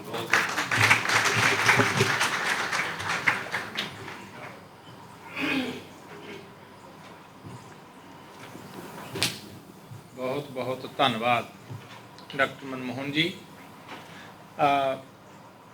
ਜਿਵੇਂ ਸ਼ੁਰੂ 'ਚ ਡਾਕਟਰ ਤਜਿੰਦਰ ਹੋਰਾਂ ਨੇ ਕਿਹਾ ਸੀ ਨਾ ਕਿ ਇਹ ਨਾਵਲ ਪੜ੍ਹਿਓ ਜ਼ਰੂਰ, ਅਤੇ ਇੱਕ ਵਾਰੀ ਨਹੀਂ, ਤੁਸੀਂ ਜੇ ਕਦੇ ਫੋਨ 'ਤੇ ਗੱਲ ਹੋਵੇ ਤਾਂ ਵੀ, ਕਿਉਂਕਿ ਇਹਨਾਂ ਕੋਲ ਅਨੁਭਵ ਬੜਾ ਹੈ। ਬਹੁਤ ਸਾਰੇ ਪ੍ਰੋਗਰਾਮ ਸਾਡੇ ਇਸ ਤਰ੍ਹਾਂ ਫਸੇ ਪਏ ਨੇ। ਸਾਡੇ ਪ੍ਰਧਾਨ ਨਰਿੰਦਰ ਸ਼ਰਮਾ ਜੀ, ਬਲਵਿੰਦਰ ਗਰੇਵਾਲ ਹੋਰੀ ਕਹਿੰਦੇ ਰਹਿੰਦੇ ਨੇ ਵੀ ਯਾਰ ਇੱਕ ਦਿਨ ਨਾ ਉਹਨਾਂ ਨੂੰ ਆਪਾਂ 2 ਘੰਟੇ ਅਫਗਾਨਿਸਤਾਨ 'ਤੇ ਬੁਲਾਈਏ, ਕਿਉਂਕਿ ਇਹ ਆਪਣੇ ਇਸ ਜਿਹੜੀ ਇਹ ਅਫਸਰੀ ਦੇ ਦੌਰਾਨ ਇਹਨਾਂ ਦੀ ਉੱਥੇ ਵੀ ਮਤਲਬ ਬਦਲੀ ਹੋਈ ਅਫਗਾਨਿਸਤਾਨ 'ਚ, ਜਿੱਥੋਂ ਦੇ ਇੰਨੇ ਹਾਲਾਤ ਖਰਾਬ ਨੇ। ਉਹ ਕੀ ਹੈ, ਕਿਵੇਂ ਹੈ, ਅਫਸਰ ਤਾਂ ਬਥੇਰੇ ਜਾਂਦੇ ਹੋਣਗੇ ਉੱਥੇ, ਪਰ ਡਾਕਟਰ ਮਨਮੋਹਨ ਦਾ ਜਾਣਾ, ਉਸ ਦ੍ਰਿਸ਼ਟੀ ਨਾਲ ਦੇਖਣਾ, ਉਹ ਆਪਣੀ ਤਰ੍ਹਾਂ ਦਾ ਵਿਲੱਖਣ ਸਾਡੇ ਲਈ ਹੋਵੇਗਾ। ਬਹੁਤ ਸਾਰੀਆਂ ਗੱਲਾਂ ਇਹਨਾਂ ਤੋਂ ਜਾਣਨ ਵਾਲੀਆਂ, ਪੁੱਛਣ ਵਾਲੀਆਂ, ਇਹ ਬਣਾਉਂਦੇ ਰਹਾਂਗੇ ਸਮਾਂ ਕਿਤੇ ਨਾ ਕਿਤੇ, ਅਤੇ ਇਹਨਾਂ ਕੋਲ ਸਮਾਂ ਵੀ ਬਹੁਤ ਘੱਟ ਹੁੰਦਾ। ਖੈਰ ਅੱਜ ਇਹ ਆਏ ਨੇ, ਬਹੁਤ ਇਹਨਾਂ ਦਾ ਧੰਨਵਾਦ ਹੈ। ਸਾਡੇ ਕੋਲੇ ਸਾਡੇ ਹੀ ਸਤਿਕਾਰਯੋਗ ਮੈਂਬਰ ਨੇ ਬੜੇ। ਜਦੋਂ ਅਸੀਂ ਸਿੱਖ ਧਰਮ ਬਾਰੇ ਕੋਈ ਜਾਣਨਾ ਹੋਵੇ, ਇਤਿਹਾਸ ਬਾਰੇ ਜਾਣਨਾ ਹੋਵੇ, ਸਿੱਖ ਇਤਿਹਾਸ ਬਾਰੇ ਕੋਈ ਅੰਕੜੇ ਚਾਹੀਦੇ ਹੋਣ, ਕਿਸੇ ਸ਼ਹੀਦਾਂ ਬਾਰੇ ਕੋਈ ਗੱਲ ਜਿਹੜੀ ਆ ਉਹ ਸਾਫ਼ ਕਰਨੀ ਹੋਵੇ, ਤਾਂ ਅਸੀਂ ਸਾਡੇ ਸਿਮਰਜੀਤ ਸਿੰਘ ਕੰਗ ਹੋਰਾਂ ਕੋਲੇ ਜਾਂਦੇ ਹਾਂ। ਔਰ ਉਹਨਾਂ ਦਾ ਇਹਦੇ 'ਤੇ ਬਹੁਤ ਜ਼ਿਆਦਾ ਔਰ ਵੱਡਾ ਕੰਮ ਹੈ। ਉਹ ਸ਼੍ਰੋਮਣੀ ਗੁਰਦੁਆਰਾ ਪ੍ਰਬੰਧਕ ਕਮੇਟੀ ਦੇ ਸਕੱਤਰ ਵੀ ਨੇ, ਉਹ ਸਾਡੇ ਮਾਣਯੋਗ ਮੈਂਬਰ ਨੇ, ਉਹ ਵੀ ਪਹੁੰਚੇ ਨੇ ਅਤੇ ਕੁਰੂਕਸ਼ੇਤਰ ਤੋਂ ਉਹਨਾਂ ਦਾ ਬਹੁਤ ਧੰਨਵਾਦ ਹੈ। ਸਾਡੇ ਹੀ ਸਭਾ ਦੇ ਮੈਂਬਰ ਔਰ ਜਿਨ੍ਹਾਂ ਨੂੰ ਤੁਸੀਂ ਬੜੇ ਚੰਗੀ ਤਰ੍ਹਾਂ ਜਾਣਦੇ ਹੋ, ਕਮਲਜੀਤ ਨੀਲੋਂ ਹੋਰੀ, ਕਿਉਂਕਿ ਅਸੀਂ ਹੁਣ ਉਹਨਾਂ ਨੂੰ ਮਤਲਬ ਉਹ ਮਾਣੋ ਬਿੱਲੀ ਵਾਲਾ ਨਹੀਂ ਕਹਿੰਦੇ ਹੈਗੇ, ਉਸ ਤੋਂ ਬਿਨਾਂ ਜਿਹੜੇ ਉਹਨਾਂ ਦੇ ਮਤਲਬ ਕੰਮ ਨੇ ਨਾ, ਵੱਡੇ ਕੰਮ ਜਿਹੜੇ ਕੀਤੇ ਨੇ, ਧੀਆਂ ਬਾਰੇ ਗੀਤ, ਭਾਬੀਆਂ ਬਾਰੇ ਨਵੇਂ ਐਂਗਲ ਤੋਂ ਜਿਹੜਾ ਕੁਛ ਕੀਤਾ ਹੈ, ਹਰ ਮੀਟਿੰਗ 'ਚ ਮਿਲਦੇ ਹਾਂ, ਸੁਣਦੇ ਹਾਂ, ਕੋਈ ਬੱਚਿਆਂ ਬਾਰੇ ਕਹਾਣੀਆਂ ਲਿਖ ਰਹੇ ਨੇ, ਉਹ ਵੀ ਇਸ 'ਤੇ ਸਾਡੇ ਕੋਲ ਸ਼ਾਮਲ ਨੇ।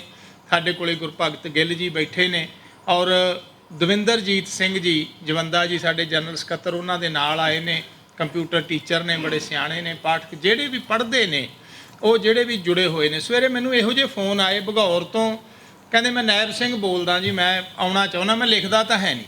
ਮੈਂ ਕਿਹਾ ਜੀ ਆਇਆਂ ਨੂੰ, ਤੁਹਾਡੀ ਤਾਂ ਬਹੁਤ ਲੋੜ ਹੈ, ਮਤਲਬ ਜਿਹੜੇ ਕੋਈ ਸੁਣਨ ਵਾਲਾ ਹੋਵੇ, ਸਰੋਤਾ ਹੋਵੇ, ਪਾਠਕ ਹੋਵੇ, ਉਹ ਤਾਂ ਬਹੁਤ ਚਾਹੀਦੇ ਨੇ। ਇਸ ਤਰ੍ਹਾਂ ਫਰੌਰ ਤੋਂ ਫੋਨ ਆਇਆ ਦਵਿੰਦਰ ਸਿੰਘ ਹੋਰਾਂ ਦਾ, ਉਹ ਆਏ ਵੀ ਹੋਏ ਨੇ, ਨਾਇਬ ਸਿੰਘ ਹੋਰੀ ਸਾਰੇ ਜਿਹੜੇ ਨੇ, ਔਰ ਉਹਨਾਂ ਸਾਰਿਆਂ ਨੂੰ ਜੀ ਆਇਆਂ। ਕਹਿੰਦਾ ਮੈਂ ਜਵੰਦਾ ਜੀ ਨੂੰ ਬੇਨਤੀ ਕਰੂੰਗਾ ਕਿ ਉਹ ਲੈ ਆਉਣ ਅਤੇ ਇੱਕ ਵਾਰੀ ਸਾਰਿਆਂ ਦਾ ਜਿਹੜੀ ਉਹਨਾਂ ਕੋਲੇ ਹਾਜ਼ਰੀ ਲੱਗੀ ਹੋਈ ਹੈ, ਇੰਨਾ ਕੁ ਮੈਂ ਪ੍ਰਧਾਨ ਜੀ ਤੋਂ ਆਗਿਆ ਲੈ ਲੈਣਾ ਵੀ ਉਹ ਉਹਨਾਂ ਦੇ ਨਾਂ ਜੇ ਬੋਲ ਦਿੱਤੇ ਜਾਣ। ਹਾਂਜੀ ਹਾਂਜੀ, ਹਾਂ, ਨਹੀਂ, ਆਓ ਜੀ, ਆਓ ਜਵੰਦਾ ਜੀ।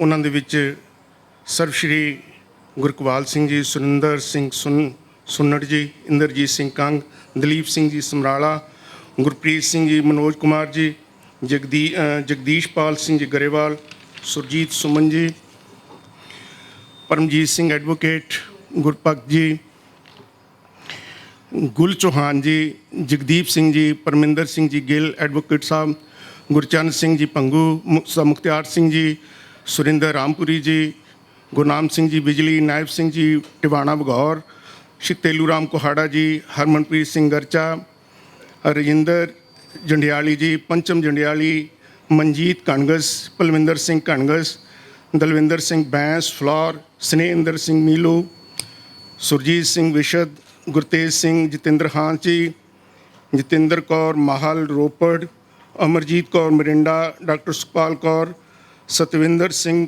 ਮੜੌਲੀ, ਕੇਵਲ ਸਿੰਘ ਮੰਜਾਲੀਆਂ, ਕਸ਼ਮੀਰ ਸਿੰਘ ਮਾਛੀਵਾੜਾ, ਰਮਨਦੀਪ ਕੌਰ ਖਮਾਣੋ, ਪਰਮਿੰਦਰ ਸਿੰਘ ਪ੍ਰੇਮ ਮਰਿੰਡਾ, ਸੁਰਜੀਤ ਸਿੰਘ ਜੀ ਜੀਤ, ਜਲੌਰ ਸਿੰਘ ਜੀ, ਡਾਕਟਰ ਜਲੌਰ ਸਿੰਘ ਜੀ ਖੀਵਾ ਸਾਹਿਬ, ਜੀਨੋ ਸਵਰਾਜ, ਕ੍ਰਾਂਤੀ ਕਿਰਨ ਸਿੰਘ, ਗੁਰਭਗਤ ਸਿੰਘ ਜੀ, ਕਮਲਜੀਤ ਨੀਲੋਂ ਜੀ, ਪੁਖਰਾਜ ਸਿੰਘ ਜੀ ਕੁਲਾਲ, ਰਾਜਵਿੰਦਰ ਸਮਰਾਲਾ, ਜਗਦੀਸ਼ ਜੀ, ਗੁਰਪ੍ਰੀਤ ਸਿੰਘ ਬੌਂਦਲੀ, ਰਵਿੰਦਰ ਸਿੰਘ ਜੀ ਰੱਬੀ ਮਰਿੰਡਾ, ਰਾਜ ਸਿੰਘ ਬਦੌਸ਼ੀ, ਸੁਰਿੰਦਰਪ੍ਰੀਤ ਸਿੰਘ ਕੌਂਕੇ, ਬਲਦੇਵ ਸਿੰਘ ਜੀ ਬਰਵਾਲੀ, ਮਨੀਸ਼ ਜੀ, ਹਰਵੰਸ ਮਾਲਵਾ ਜੀ, ਤਰਲੋਚਨ ਸਿੰਘ ਜੀ, ਦਵਿੰਦਰਜੀਤ ਸਿੰਘ ਜੀ ਖੰਨਾ, ਸੰਤੋਖ ਸਿੰਘ ਕੁਟਾਲਾ, ਕਰਮ ਸਿੰਘ ਮਾਛੀਵਾੜਾ, ਕੁਨਾਲ ਅਵੇਜੀਤ ਸਿੰਘ, ਅਜੇ ਕੁਮਾਰ ਜੀ, ਰਵੀ ਹੰਸ, ਅਬਦੁਲ ਖਾਨ ਜੀ, ਗਗਨਦੀਪ ਸ਼ਰਮਾ, ਮਨਦੀਪ ਡਡਿਆਣਾ ਜੀ, ਤਰਨਵਲ, ਗੁਰਦੀਪ ਮੋਹਨ, ਮਲਕੀਤ ਸਿੰਘ ਨਾਗਰਾ, ਹਰਨੂਰ ਸਿੰਘ, ਦਰਸ਼ਨ ਸਿੰਘ ਕੰਗ, ਸਤਵਿੰਦਰ ਸਿੰਘ, ਸੰਦੀਪ ਸਿੰਘ ਮਾਨ, ਮਾਸਟਰ ਦਰਸ਼ਨ ਸਿੰਘ ਜੀ ਦੁਰਾਹਾ, ਗੁਰਵਿੰਦਰ ਸਿੰਘ ਜੀ, ਹਰਮਨਪ੍ਰੀਤ ਸਿੰਘ ਜੀ, ਉਦੈਵੀਰ ਸਿੰਘ, ਕਮਲਪ੍ਰੀਤ ਕੌਰ, ਦਰਸ਼ਨ ਸਿੰਘ ਜੀ ਬੌਂਦਲੀ, ਜਸਵੀਰ ਸਮਰਾਲਾ, ਪ੍ਰਭਜੋਤ ਸਿੰਘ ਸੋਹੀ, ਮੀਤ ਅਨਮੋਲ, ਕਰਮਜੀਤ ਸਿੰਘ, ਕੁਲਦੀਪ ਸਿੰਘ ਜੀ, ਅਰਵਿੰਦਰ ਸਿੰਘ, ਮਨਿੰਦਰ ਸਿੰਘ, ਰਵਿੰਦਰ ਰਵੀ, ਬਲਜਿੰਦਰ ਜੀ, ਕਲਿਆਣ ਜੀ, ਅਮਨਦੀਪ ਸਮਰਾਲਾ, ਦੀਪ ਦਿਲਵਰ ਜੀ, head constable Tarvinder Singh ji, ASI Balkar Singh ji, Simarjeet Singh ji Kang, ਗੀਤ ਗੁਰਜੀਤ, ਸੁਰਜੀਤ ਸਿੰਘ, ਜੱਸੀ ਢਿਲਵਾਂ, ਤਰਲੋਚਨ ਲੋਚੀ ਜੀ, ਮਨਜਿੰਦਰ ਧਨੋਆ ਜੀ, ਕਮਲਜੀਤ ਕੌਰ ਜੀ। ਸੋ ਜੋ ਵੀ ਸ਼ਖਸੀਅਤਾਂ ਅੱਜ ਇਸ ਗੋਸ਼ਟੀ ਦੇ ਵਿੱਚ ਸ਼ਾਮਲ ਨੇ, ਸੋ ਸਾਰਿਆਂ ਦਾ ਬਹੁਤ ਬਹੁਤ ਧੰਨਵਾਦ। ਥੈਂਕ ਯੂ ਜੀ। ਧੰਨਵਾਦ ਜਵੰਦਾ ਜੀ। ਆਓ ਆਪਾਂ ਹੁਣ ਜਿਹੜੀ ਇੱਕ ਪੁਸਤਕ ਅੱਜ ਰਿਲੀਜ਼ ਕਰਨੀ ਹੈ, ਜਿਹੜੀ ਲਿਖੀ ਹੈ ਗੁਰਚਰਨ ਸਿੰਘ ਭੰਗੂ ਹੋਰਾਂ ਨੇ, ਜਿਨ੍ਹਾਂ ਬਾਰੇ ਪਹਿਲਾਂ ਮੈਂ ਜ਼ਿਕਰ ਕਰ ਚੁੱਕਿਆ ਹਾਂ, ਔਰ ਅੱਜ ਕੱਲ੍ਹ ਉਹ ਚੇਤ ਸਿੰਘ ਨਗਰ ਲੁਧਿਆਣਾ ਵਿਖੇ ਰਹਿੰਦੇ ਨੇ, ਕਾਰਿਆਰਤ ਰਹੇ ਨੇ ਮਾਰਕ ਫੈਡ ਦੇ ਵਿੱਚ, ਇੰਜੀਨੀਅਰ ਨੇ, ਬੜੇ ਕੰਮ ਕੀਤੇ ਨੇ, ਇਮਾਨਦਾਰ ਔਰ ਸੁਹਿਰਦ ਸੀ। ਤੇ ਉਸ ਬੰਦੇ ਨੂੰ, ਕਿਉਂਕਿ ਇਸ ਕਿਤਾਬ ਦਾ ਨਾਂ ਹੈ ਜੁੱਤੀ ਕਸੂਰੀ, ਜੁੱਤੀ ਤਾਂ ਕਸੂਰੀ ਹੈ ਜਿਹੜੀ ਨੌਕਰੀ ਮਿਲ ਜਾਣੀ, ਪਰ ਕਿਉਂਕਿ ਇਮਾਨਦਾਰੀ ਹੈ, ਸੁਹਿਰਦਤਾ ਹੈ, ਤੇ ਜਿਹੜਾ ਸਹਿਯੋਗ ਕਰਨਾ ਹੁੰਦਾ ਉਹ ਨਹੀਂ ਕਰਦੇ ਹੈਗੇ ਵੱਡਿਆਂ ਨਾਲ, ਤੇ ਇਸ ਕਰਕੇ ਕਿਉਂਕਿ ਮਾਰਕ ਫੈਡ ਹੈ ਤੇ ਉਹ ਕਰਨਾ, ਤੇ ਇਸ ਕਰਕੇ ਉਹ ਪੈਰੀ ਪੂਰੀ ਨਹੀਂ ਹੈਗੀ, ਉਹ ਜੁੱਤੀ ਕਸੂਰੀ ਪੈਰੀ ਪੂਰੀ ਨਹੀਂ, ਤੇ ਫਿਰ ਵੀ ਤੁਰਨਾ ਪਿਆ, ਮਤਲਬ ਤੁਰੇ ਵੀ ਇਸ ਤਰ੍ਹਾਂ ਕਿ ਮਤਲਬ ਇਹੋ ਜਿਹੀਆਂ ਸਥਿਤੀਆਂ ਬਣਦੀਆਂ ਰਹੀਆਂ ਬਹੁਤ ਵਾਰੀ ਵੀ ਇੰਜੀਨੀਅਰ ਨੂੰ ਮਕੈਨਿਕ ਵੀ ਲਾ ਦਿੱਤਾ ਗਿਆ, ਕੰਬਾਈਨਾਂ ਲੈ ਕੇ ਤੂੰ ਉੱਥੇ ਚੱਲ, ਤੇ ਉਹ ਉਹਦੇ 'ਚ ਜ਼ਿਕਰ ਵੀ ਕੀਤਾ ਮੈਂ, ਸਾਰਿਆਂ ਨੇ, ਸੁਰਜੀਤ ਪਾਤਰ ਜੀ ਨੇ ਲਿਖਿਆ, ਗੁਰਭਜਨ ਗਿੱਲ ਜੀ ਨੇ ਲਿਖਿਆ, ਸੁਰਿੰਦਰਪ੍ਰੀਤ ਸਿੰਘ ਕੌਂਕੇ ਹੋਰਾਂ ਨੇ ਲਿਖਿਆ, ਬਲਵਿੰਦਰ ਗਰੇਵਾਲ ਹੋਰਾਂ ਨੇ ਲਿਖਿਆ ਇਹਦੇ ਬਾਰੇ, ਇਸ ਕਿਤਾਬ ਬਾਰੇ, ਕਿਉਂਕਿ ਇਹ ਕਿਤਾਬ ਬੇਸ਼ੱਕ ਉਹਨਾਂ ਦੀ ਸੰਖੇਪ ਜੀਵਨੀ ਹੈ, ਪਰ ਇਹ ਪੜ੍ਹਨ ਵਾਲੀ ਕਿਤਾਬ ਹੈ, ਔਰ ਖ਼ਾਸ ਤੌਰ 'ਤੇ ਜਿਹੜੇ ਸਾਡੇ ਕਰਮਚਾਰੀ ਔਰ ਅਧਿਕਾਰੀ ਨੇ ਉਹਨਾਂ ਨੂੰ ਪੜ੍ਹਨ ਵਾਲੀ, ਉਹਨਾਂ ਵਾਸਤੇ ਇੱਕ ਪੰਜਾਬ ਦਾ ਇਤਿਹਾਸ ਵੀ ਹੈ ਇਸ ਕਿਤਾਬ ਦੇ ਵਿੱਚ। ਔਰ ਉਹ ਜਦੋਂ ਉਹਨਾਂ ਨੂੰ ਕੋਈ ਡਿਊਟੀ ਲਾ ਦਿੱਤੀ ਜਾਂਦੀ, ਉਹ ਕੋਈ ਮਤਲਬ ਮੱਥੇ 'ਤੇ ਸ਼ਿਕਵਾ ਨਹੀਂ, ਉੱਥੋਂ ਵੀ ਜਾ ਕੇ ਇਹੋ ਜਿਹੀ ਆਊਟਪੁੱਟ ਦਿੰਦੇ ਨੇ ਜਿਹੜੀ ਪਹਿਲਾਂ ਕਦੇ ਆਈ ਹੋਈ ਨਹੀਂ ਹੁੰਦੀ। ਬੰਦੇ ਵੀ ਕਈ ਵਾਰੀ ਜਾਣ ਕੇ ਨਿਕੰਮੇ ਦੇ ਦਿੱਤੇ ਜਾਂਦੇ ਨੇ, ਤੇ ਗੁਰਚਰਨ ਸਿੰਘ ਭੰਗੂ ਹੋਰਾਂ ਨੂੰ ਉਹਨਾਂ ਕੋਲੋਂ ਵੀ ਕੰਮ ਲੈਣਾ ਆਉਂਦਾ, ਤੇ ਉਹ ਲੈਂਦੇ ਨੇ ਕਿਉਂਕਿ ਉਹ ਆਪ ਕੰਮ ਕਰਦੇ ਨੇ ਅੱਗੇ ਹੋ ਕੇ। ਜਰਮਨ ਵਾਲੀਆਂ ਮਸ਼ੀਨਾਂ ਜਿਹੜੀਆਂ ਸਾਡੇ ਕੋਲ ਪਹਿਲੀ 16 ਕੰਬਾਈਨਾਂ ਆਉਂਦੀਆਂ ਨੇ, ਉਹ ਸਾਰੀਆਂ ਦੀਆਂ ਉਹ ਪੰਜਾਬ 'ਚ ਭੇਜੀਆਂ ਜਾਂਦੀਆਂ ਨੇ। ਹੁਣ ਜਰਮਨ ਵਾਲੀਆਂ ਨੂੰ ਪੰਜਾਬ 'ਚ ਚੱਲਣ ਵਾਸਤੇ ਸਮੱਸਿਆਵਾਂ ਆਉਂਦੀਆਂ ਨੇ, ਬਹੁਤਿਆਂ ਕੋਲੋਂ ਠੀਕ ਨਹੀਂ ਆਉਂਦੀਆਂ, ਤੇ ਉਹਨਾਂ ਨੂੰ ਚਲਾਉਣਾ ਫਿਰ ਪੰਜਾਬੀ ਹਿਸਾਬ ਨਾਲ ਹੀ ਪੈਂਦਾ, ਤੇ ਗੁਰਚਰਨ ਸਿੰਘ ਭੰਗੂ ਹੋਰੀ ਪੰਜਾਬੀ ਹਿਸਾਬ ਨਾਲ ਹੀ ਚਲਾਉਂਦੇ ਨੇ। ਉੱਥੋਂ ਦਾ ਕੋਈ ਮਕੈਨਿਕ ਵੇਖ ਕੇ, ਇਹ ਨਹੀਂ ਵੀ ਇੰਜੀਨੀਅਰ ਬੁਲਾ ਲਓ ਜੀ ਜਰਮਨ ਤੋਂ, ਇਹ ਕਰਨਗੇ, ਉਹਨਾਂ ਨੂੰ ਨਹੀਂ, ਉੱਥੋਂ ਲਿਆ ਕੇ, ਤੇ ਸਭ ਤੋਂ ਵੱਧ ਜਿਹੜੇ ਕਿੱਲੇ ਵੀ ਹੈ ਕਿੰਨੇ ਵੱਡੇ ਨੇ ਹਫ਼ਤੇ 'ਚ, ਮਹੀਨੇ 'ਚ, ਜਾਂ ਇਸ ਵਾਰੀ ਸਭ ਤੋਂ ਵੱਧ ਜਿਹੜੀ ਹੈ ਉਹ ਆਊਟਪੁੱਟ ਇਹਨਾਂ ਦੀ ਹੁੰਦੀ ਹੈ ਗੁਰਚਰਨ। ਇਹ ਇੰਨੀਆਂ ਸਾਰੀਆਂ ਗੱਲਾਂ ਉਸ ਕਿਤਾਬ 'ਚ ਨੇ ਜਿਹੜੀਆਂ ਪੜ੍ਹਨੀਆਂ ਸਾਡੇ ਲਈ ਜ਼ਰੂਰੀ ਨੇ। ਬਹੁਤ ਗੱਲਾਂ ਮੈਂ ਉਹਦੇ ਨਾਲ ਕਰ ਸਕਦਾ ਉਹਦੇ ਬਾਰੇ, ਪਰ ਬਸ ਉਹਨੂੰ ਆਪਾਂ ਅੱਜ ਲੋਕ ਅਰਪਣ ਕਰਕੇ ਤੇ ਫਿਰ ਉਹ ਪੜ੍ਹਨ ਵਾਸਤੇ, ਕਿਉਂਕਿ ਦਿਲਦੀਪ ਪ੍ਰਕਾਸ਼ਨ ਨੇ ਛਾਪੀ ਹੈ, ਜਿਹੜੇ ਸਾਡੇ ਦੀਪ ਦਿਲਬਰ ਨੇ ਬੈਠੇ ਨੇ, ਉਹਨਾਂ ਨੇ ਉੱਥੇ ਉਹ ਕਿਤਾਬ ਰੱਖੀ ਹੋਈ ਹੈ, ਹੋਰ ਵੀ ਕਿਤਾਬਾਂ ਰੱਖੀਆਂ ਨੇ, ਤੇ ਜੇ ਅਸੀਂ ਉਹਨੂੰ ਪੜ੍ਹਨਾ ਚਾਹੀਏ ਤਾਂ ਉਹ ਕਿਤਾਬ ਉੱਥੋਂ ਮਿਲ ਸਕਦੀ ਹੈ। ਔਰ ਮੈਂ ਇਹਨਾਂ ਨੂੰ, ਗੁਰਚਰਨ ਸਿੰਘ ਭੰਗੂ ਹੋਰਾਂ ਨੂੰ ਵਧਾਈ ਦਿੰਦਾ ਹੋਇਆ ਕਹਿਣਾ, ਬਲਵਿੰਦਰ ਗਰੇਵਾਲ ਹੋਰਾਂ ਨੂੰ, ਤੇ ਅਦੀਪ ਹੋਰੀ ਵੀ ਆਪ ਕਿਤਾਬਾਂ ਲੈ ਕੇ ਆ ਜਾਣ, ਔਰ ਉਹ ਵੀ ਉਹਨਾਂ ਨੂੰ ਲੈ ਕੇ ਨਾਲ ਆ ਜਾਣ। ਸਾਹਿਤ ਸਭਾ ਗੁਰਚਰਨ ਸਿੰਘ ਭੰਗੂ ਹੋਰਾਂ ਨੂੰ ਲਿਆਉਣ ਜਵੰਦਾ ਜੀ, ਤੇ ਆ ਕਿਤਾਬਾਂ ਲੈ ਆਏ ਨੇ, ਕਿਤਾਬਾਂ ਪਹੁੰਚ ਗਈਆਂ, ਉਹਨਾਂ ਨੂੰ ਲੈ ਆ। ਔਰ ਮੈਂ ਇਹਨਾਂ ਦੇ ਨਾਲ ਸੁਰਿੰਦਰਪ੍ਰੀਤ ਸਿੰਘ ਕੌਂਕੇ ਜੀ ਜਿਹੜੇ ਨੇ ਉਹ ਵੀ ਆ ਜਾਣ, ਤੇ ਬਲਦੇਵ ਸਿੰਘ ਬਰਵਾਲੀ ਰਿਸ਼ਤੇਦਾਰ ਨੇ ਉਹ ਵੀ ਆ ਜਾਣ। ਇੱਥੇ ਆਪਾਂ ਇਹਨੂੰ ਬਣਾ ਲੈਂਦੇ ਹਾਂ ਸਾਹਮਣੇ, ਤੇ ਰਿਲੀਜ਼ ਕਰ ਦਿੰਦੇ ਹਾਂ। ਹਾਂਜੀ ਹਾਂ, ਹਾਂਜੀ ਮਣਕੂ ਸਾਹਿਬ ਆਏ ਹੋਏ ਨੇ, ਉਹਨਾਂ ਨੂੰ ਹਾਂਜੀ, ਸਰਦਾਰ ਮਹਿੰਦਰ ਸਿੰਘ ਮਣਕੂ ਨੇ, ਸਰਦਾਰ ਮਹਿੰਦਰ ਸਿੰਘ ਮਣਕੂ ਜੀ, ਹਾਂ ਉਹ ਵੀ ਆ ਜਾਣ। ਇਹ ਕਿਤਾਬ ਰਿਲੀਜ਼ ਕਰਦੇ ਆ, ਆ ਜਾਓ। ਅਰਵਿੰਦਰ ਤੇ ਰਾਜ ਬਦੋਸ਼ੀ, ਤੁਸੀਂ ਉੱਪਰ ਆ ਜਾਓ ਭੰਗੂ ਸਾਹਿਬ। ਹਾਂਜੀ, ਅਰਵਿੰਦਰ ਤੇ ਰਾਜ ਬਦੋਸ਼ੀ, ਅਰਵਿੰਦਰ ਸਿੰਘ ਹੋਰੀ, ਤੇ ਆ ਬਲਵਿੰਦਰ ਹੁਣਾਂ ਨੂੰ ਕਰੋ, ਤੁਸੀਂ ਉੱਧਰਲੇ ਪਾਸੇ ਜਾਓ। ਹਾਂਜੀ ਆ ਜਾਓ ਜੀ। ਉਹਨਾਂ ਕ ਸਟੇਜ ਹੈ ਤੇ ਉਹ ਸ਼ਗਨ ਪਾਉਣ ਵਾਲਾ ਹੈ। ਹਾਂਜੀ ਹਾਂ, ਹੋਰ ਲਿਆਓ। ਹਾਂ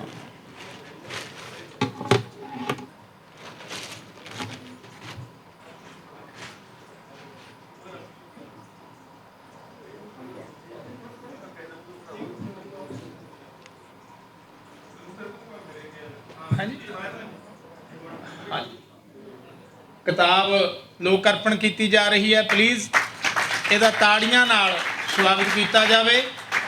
ਬਹੁਤ ਹੀ ਕੰਮ ਦੀਆਂ ਗੱਲਾਂ ਵਾਲੀ ਇਹ ਕਿਤਾਬ ਹੈ, ਬਹੁਤ ਸਾਰੀਆਂ ਵਧਾਈਆਂ। ਹਾਂਜੀ ਆ ਫੋਟੋ ਵਾਲੇ ਦੱਸ ਦੇਣ ਜਦੋਂ ਹੋ ਗਿਆ ਜੀ। ਹਾਂਜੀ 1 ਮਿੰਟ ਦੇਖਿਓ ਜੀ, ਆ ਲਓ ਭਾਜੀ ਪਾਤਰ ਸਾਹਿਬ, ਆ ਭੰਗੂ ਸਾਹਿਬ ਨੂੰ ਮੰਨੋ ਸਨਮਾਨ ਤੇ।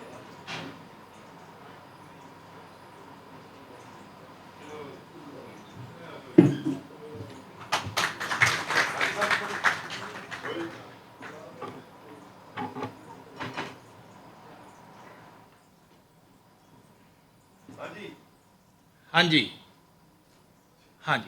ਹਾਂਜੀ ਹਾਂਜੀ ਹੋ ਗਿਆ ਜੀ। ਬਹੁਤ ਤੇ ਬਹੁਤ ਧੰਨਵਾਦ ਜੀ ਸਾਰਿਆਂ ਦਾ।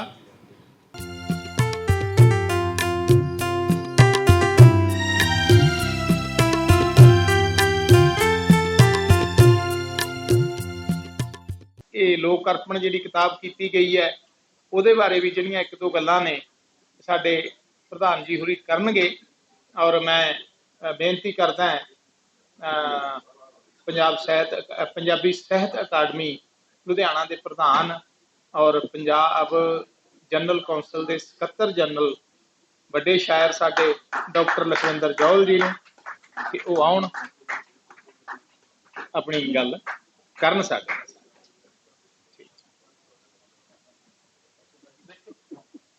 ਲੱਗਿਆ ਮੈਂ ਕਹਿੰਦਾ ਵੇਖ ਤਾਂ ਠੀਕ ਭਜਨ ਮਾਰਦਾ ਰਹਿੰਦਾ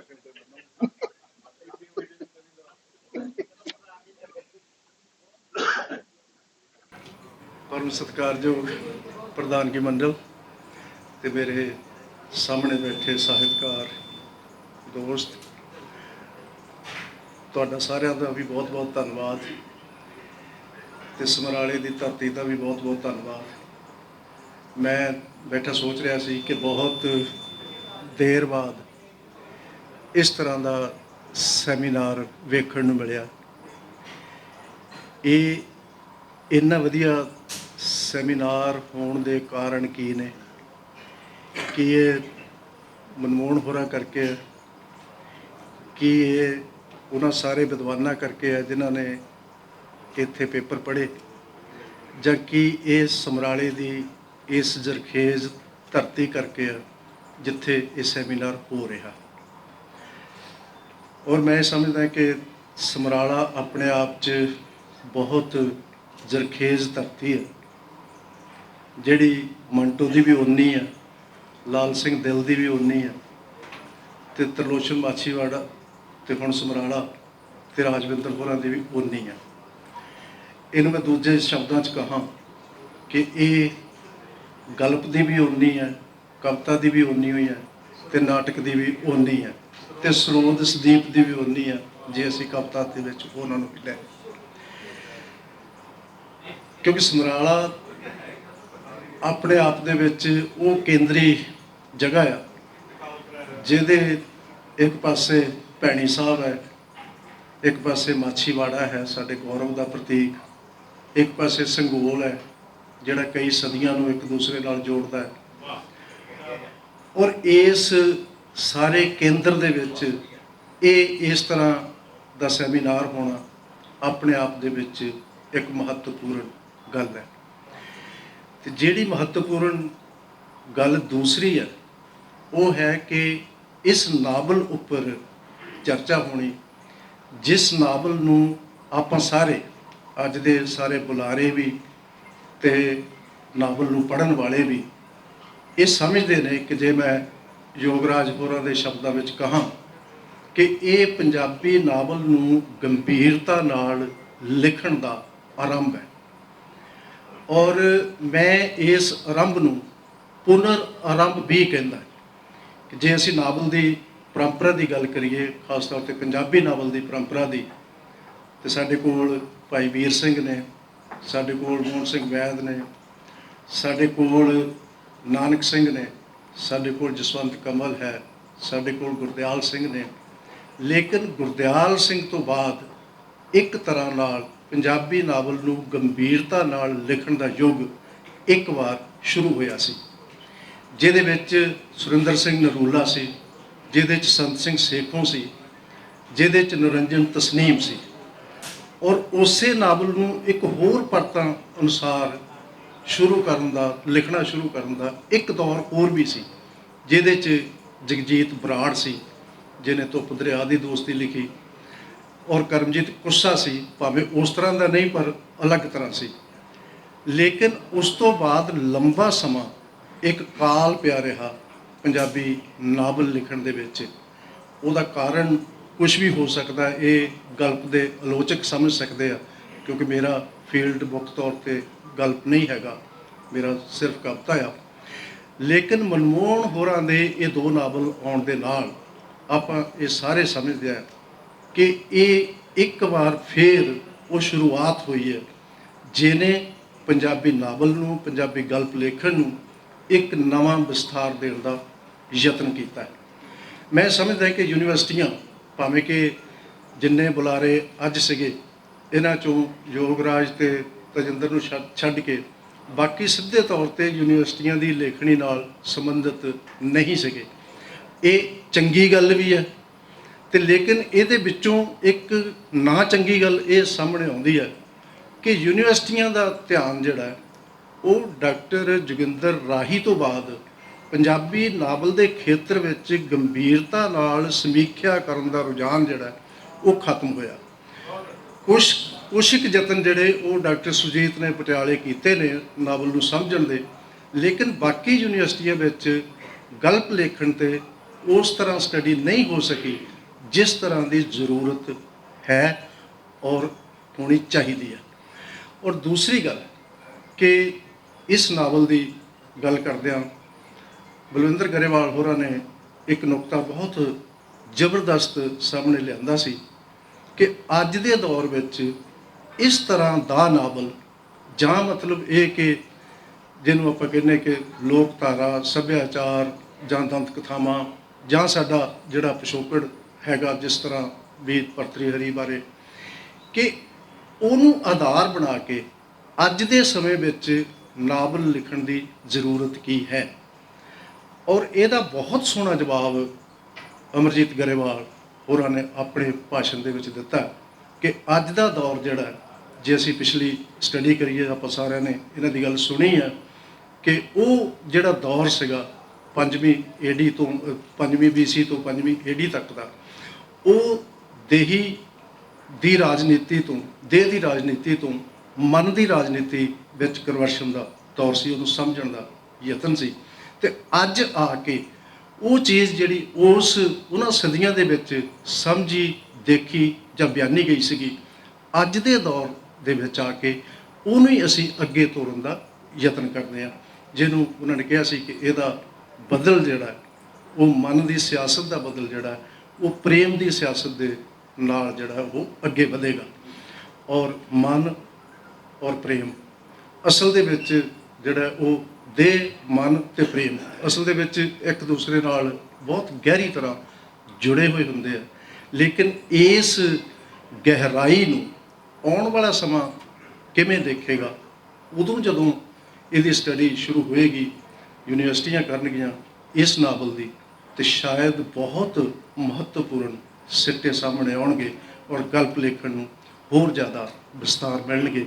ਇੰਨੀ ਗੱਲ ਨਾਲ ਮੈਂ ਤੁਹਾਡਾ ਧੰਨਵਾਦ ਕਰਦਾ।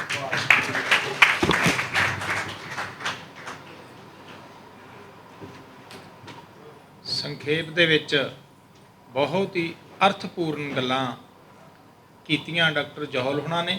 ਇਹ ਆਪਣੀ ਕਵਿਤਾ 'ਚ ਵੀ ਇਸੇ ਤਰ੍ਹਾਂ ਨੇ ਔਰ ਇਹਨਾਂ ਦਾ ਬਹੁਤ ਧੰਨਵਾਦ ਹੈ। ਬਹੁਤ ਚੰਗਾ ਲੱਗਿਆ ਅੱਜ ਇਹਨਾਂ ਦਾ ਆਉਣਾ। ਹੁਣ ਮੈਂ ਬੇਨਤੀ ਕਰਦਾ ਸਾਡੇ ਅੱਜ ਦੇ ਮੁੱਖ ਮਹਿਮਾਨ ਡਾਕਟਰ ਗੁਰਭਜਨ ਗਿੱਲ ਜੀ ਨੂੰ, ਇਹਨਾਂ ਬਾਰੇ ਮੈਂ ਆਪ ਬਹੁਤਾ ਕੁਛ ਨਾ ਹੀ ਬੋਲਾਂ, ਇਹ ਆਉਣ। ਸੱਚਮੁੱਚ ਇਹਨਾਂ ਬਾਰੇ ਬੜੀਆਂ ਗੱਲਾਂ ਕੀਤੀਆਂ ਜਾ ਸਕਦੀਆਂ ਨੇ। ਛੱਡਤਾ ਜੀ। ਬਹੁਤ ਹੀ ਸਤਿਕਾਰ ਦੇ ਹੱਕਦਾਰ ਸਾਡੇ ਅੱਜ ਦੇ ਪ੍ਰਧਾਨ ਜੀ ਡਾਕਟਰ ਸੁਰਜੀਤ ਪਾਤਰ, ਅੱਜ ਦੇ ਨਾਵਲ ਸਿਰਜਕ ਮਨਮੋਹਨ, ਪ੍ਰਬੁੱਧ ਵਿਦਵਾਨ ਤੇਜਿੰਦਰ, ਯੋਗਰਾਜ, ਅਮਰਜੀਤ ਤੇ ਸਾਡਾ ਦੇਸਰਾਜ ਕਾਲੀ ਔਰ ਦੋਸਤੋ, ਮਨਮੋਹਨ ਦਾ ਨਾਵਲ ਜਿਸ ਅੰਦਾਜ਼ 'ਚ ਅੱਜ ਡਿਸਕਸ ਹੋਇਆ, ਇਹ ਆਪਣੇ ਆਪ 'ਚ ਇੱਕ ਨਿਵੇਕਲਾ ਹੈ। ਇਹਦੇ 'ਚ ਕਿਤੇ ਬੋਰੀਅਤ ਨਹੀਂ ਸੀ, ਗੱਲਾਂ ਵੀ ਹੋਈਆਂ, ਸਹਿਜ ਅੰਦਾਜ਼ 'ਚ ਹੋਈਆਂ,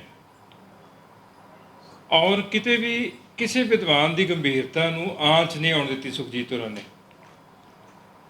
ਔਰ ਜਿਹੜਾ ਕਹਿੰਦੇ ਨੇ ਨਾ ਐਂਕਰ ਲਫ਼ਜ਼ ਵਰਤਦੇ ਆ ਵੀ ਉਹ ਲੰਗਰ ਜਿਹੜਾ ਜਹਾਜ਼ ਨੂੰ ਬੰਨ੍ਹ ਕੇ ਰੱਖਦਾ ਅਤੇ ਆਸੇ ਪਾਸੇ ਨਹੀਂ ਜਾਣ ਦਿੰਦਾ, ਐਗਜ਼ੈਕਟ ਅੱਜ ਉਹਦੇ ਅਰਥ ਪਹਿਲੀ ਵਾਰ ਟਰਾਂਸਲੇਟ ਸੁਖਜੀਤ ਨੇ ਕੀਤੇ। ਸਾਹਿਤ ਸਭਾ ਸਮਰਾਲਾ ਇਸ ਗੱਲ ਦੀ ਵਧਾਈ ਦੀ ਹੱਕਦਾਰ ਹੈ ਕਿ ਚੰਗੇ ਨਾਵਲ ਤੇ ਚੰਗੇ ਢੰਗ ਨਾਲ ਇੱਕ ਉਹ ਡਿਸਕਸ਼ਨ ਹੋਈ ਹੈ ਜਿਹੜੀ ਮੈਂ ਤਾਂ ਨਹੀਂ ਕਹਾਂਗਾ ਕਿ ਯੂਨੀਵਰਸਿਟੀਆਂ 'ਚ ਹੋਣੀ ਚਾਹੀਦੀ ਹੈ, ਯੂਨੀਵਰਸਿਟੀਆਂ 'ਚ ਵੀ ਹੋਣੀ ਚਾਹੀਦੀ ਹੈ, ਸੱਥਾਂ 'ਚ ਵੀ ਹੋਣੀ ਚਾਹੀਦੀ ਹੈ, ਬੰਦ ਕਮਰਿਆਂ 'ਚ ਵੀ ਹੋਣੀ ਚਾਹੀਦੀ ਹੈ, ਘਰੋਂ ਘਰੀ ਵੀ ਹੋਣੀ ਚਾਹੀਦੀ ਹੈ। ਔਰ ਬਹੁਤੀ ਗੱਲ ਜਿਹੜੀ ਵਧੀਆ ਤਰ੍ਹਾਂ ਹੁੰਦੀ ਉਹ ਘਰੋਂ ਘਰੀ ਬਹਿ ਕੇ ਹੁੰਦੀ, ਜਦੋਂ ਅਸੀਂ 10 ਦੋਸਤ ਕਿਤੇ ਬਹਿ ਕੇ ਗੱਲ ਕਰਦੇ ਹਾਂ। ਅੱਜ ਮੈਨੂੰ ਲੱਗ ਰਿਹਾ ਸੀ ਗੱਲ ਸਾਰੀ ਸੁਣਦੇ ਹਾਂ ਕਿ ਅਸੀਂ ਘਰ ਹੀ ਬੈਠੇ ਹਾਂ ਸਾਰੇ ਜਣੇ। ਇਹ ਮਾਹੌਲ ਬੜੇ ਕਿਤੇ ਚਿਰਾਂ ਬਾਅਦ ਟੱਕਰਦਾ। ਬਾਕੀ ਜਦੋਂ ਮੈਂ ਗੱਲਾਂ ਸੁਣ ਰਿਹਾ ਸਾਂ ਵਿਦਵਾਨ ਵੀਰਾਂ ਦੀਆਂ ਤਾਂ ਮੇਰੇ ਮਨ ਵਿੱਚ ਬੜੇ ਸਾਰੇ ਸਵਾਲ ਪੈਦਾ ਹੋ ਰਹੇ ਸੀ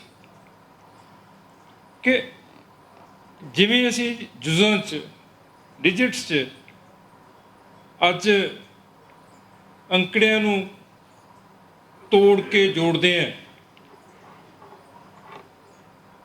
ਮਨਮੋਹਨ ਦੀ ਟੈਕਸਟ ਨੂੰ ਇਸ ਤਰ੍ਹਾਂ ਹੀ ਅਸੀਂ ਤੋੜ ਕੇ ਜੋੜ ਕੇ ਤੇ ਉਹਦੇ ਇੱਕ ਨਵੇਂ ਅਰਥਾਂ ਦੀ ਭਾਲ ਵਿੱਚ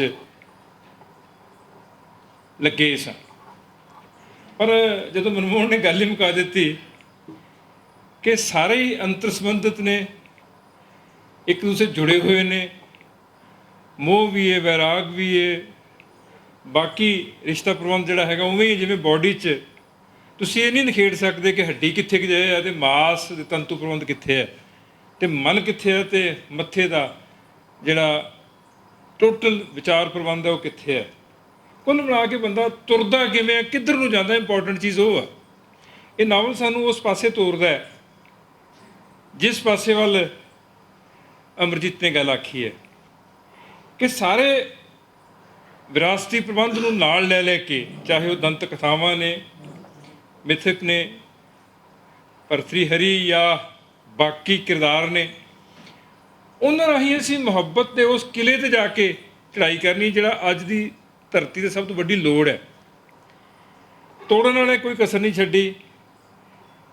ਸਾਨੂੰ ਕਿਊਬਸ 'ਚ ਬੰਦ ਕਰ ਦਿੱਤਾ ਹੋਏ, ਅਸੀਂ ਆਪ ਹੋਏ, ਸਾਨੂੰ ਗਰਜ਼ਾਂ ਨੇ ਇੰਨਾ ਤੋੜ ਦਿੱਤਾ ਕਿ ਅਸੀਂ ਬਹੁਤੀ ਵਾਰੀ ਆਪਣੇ ਆਪ ਨਾਲ ਵੀ ਸਹਿਮਤ ਨਹੀਂ ਹੁੰਦੇ। ਮਨਮੋਹਨ ਨੇ ਉਸ ਇੱਕ ਜਿਹੜੀ ਹੈਰੀਟੇਜ ਦੇ ਵਿੱਚ ਜਿਹੜਾ ਇੱਕ ਡਾਇਲੋਗ ਹੈ, ਉਸ ਡਾਇਲੋਗ ਨੂੰ ਜਿਸ ਅੰਦਾਜ਼ 'ਚ ਪੇਸ਼ ਕੀਤਾ ਹੈ ਨਾਵਲ ਦੀ ਫਾਰਮ 'ਚ, ਉਹਦੇ ਲਈ ਮੈਂ ਸਮਝਦਾ ਕਿ ਵਧਾਈ ਦਾ ਹੱਕਦਾਰ ਹੈ।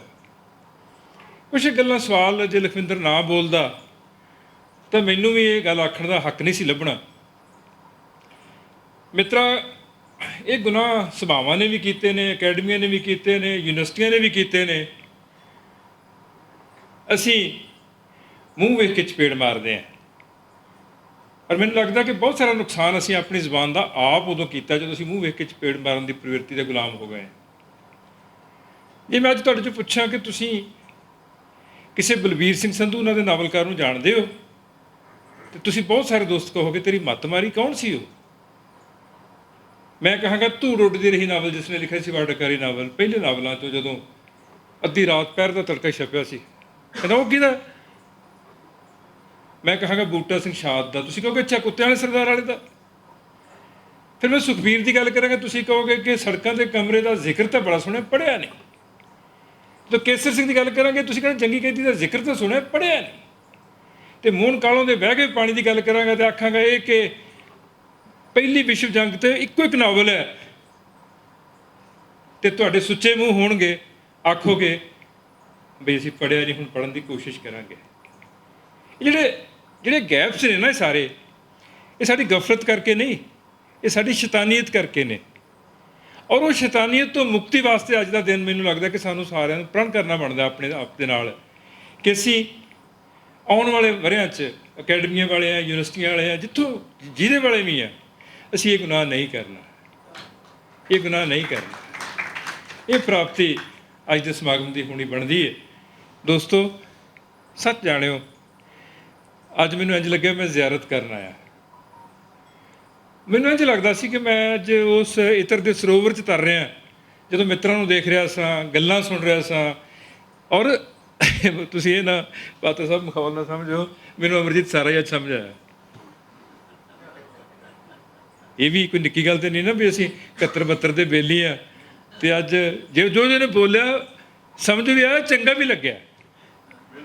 ਇਸ ਕਰਕੇ ਅਮਰਜੀਤ ਵੀਰ, ਤੈਨੂੰ ਬਹੁਤ ਮੁਬਾਰਕਾਂ, ਅਤੇ ਬਲਵਿੰਦਰ ਅੱਗੇ ਨਾਲੋਂ ਸਿਆਣਾ ਲੱਗਿਆ।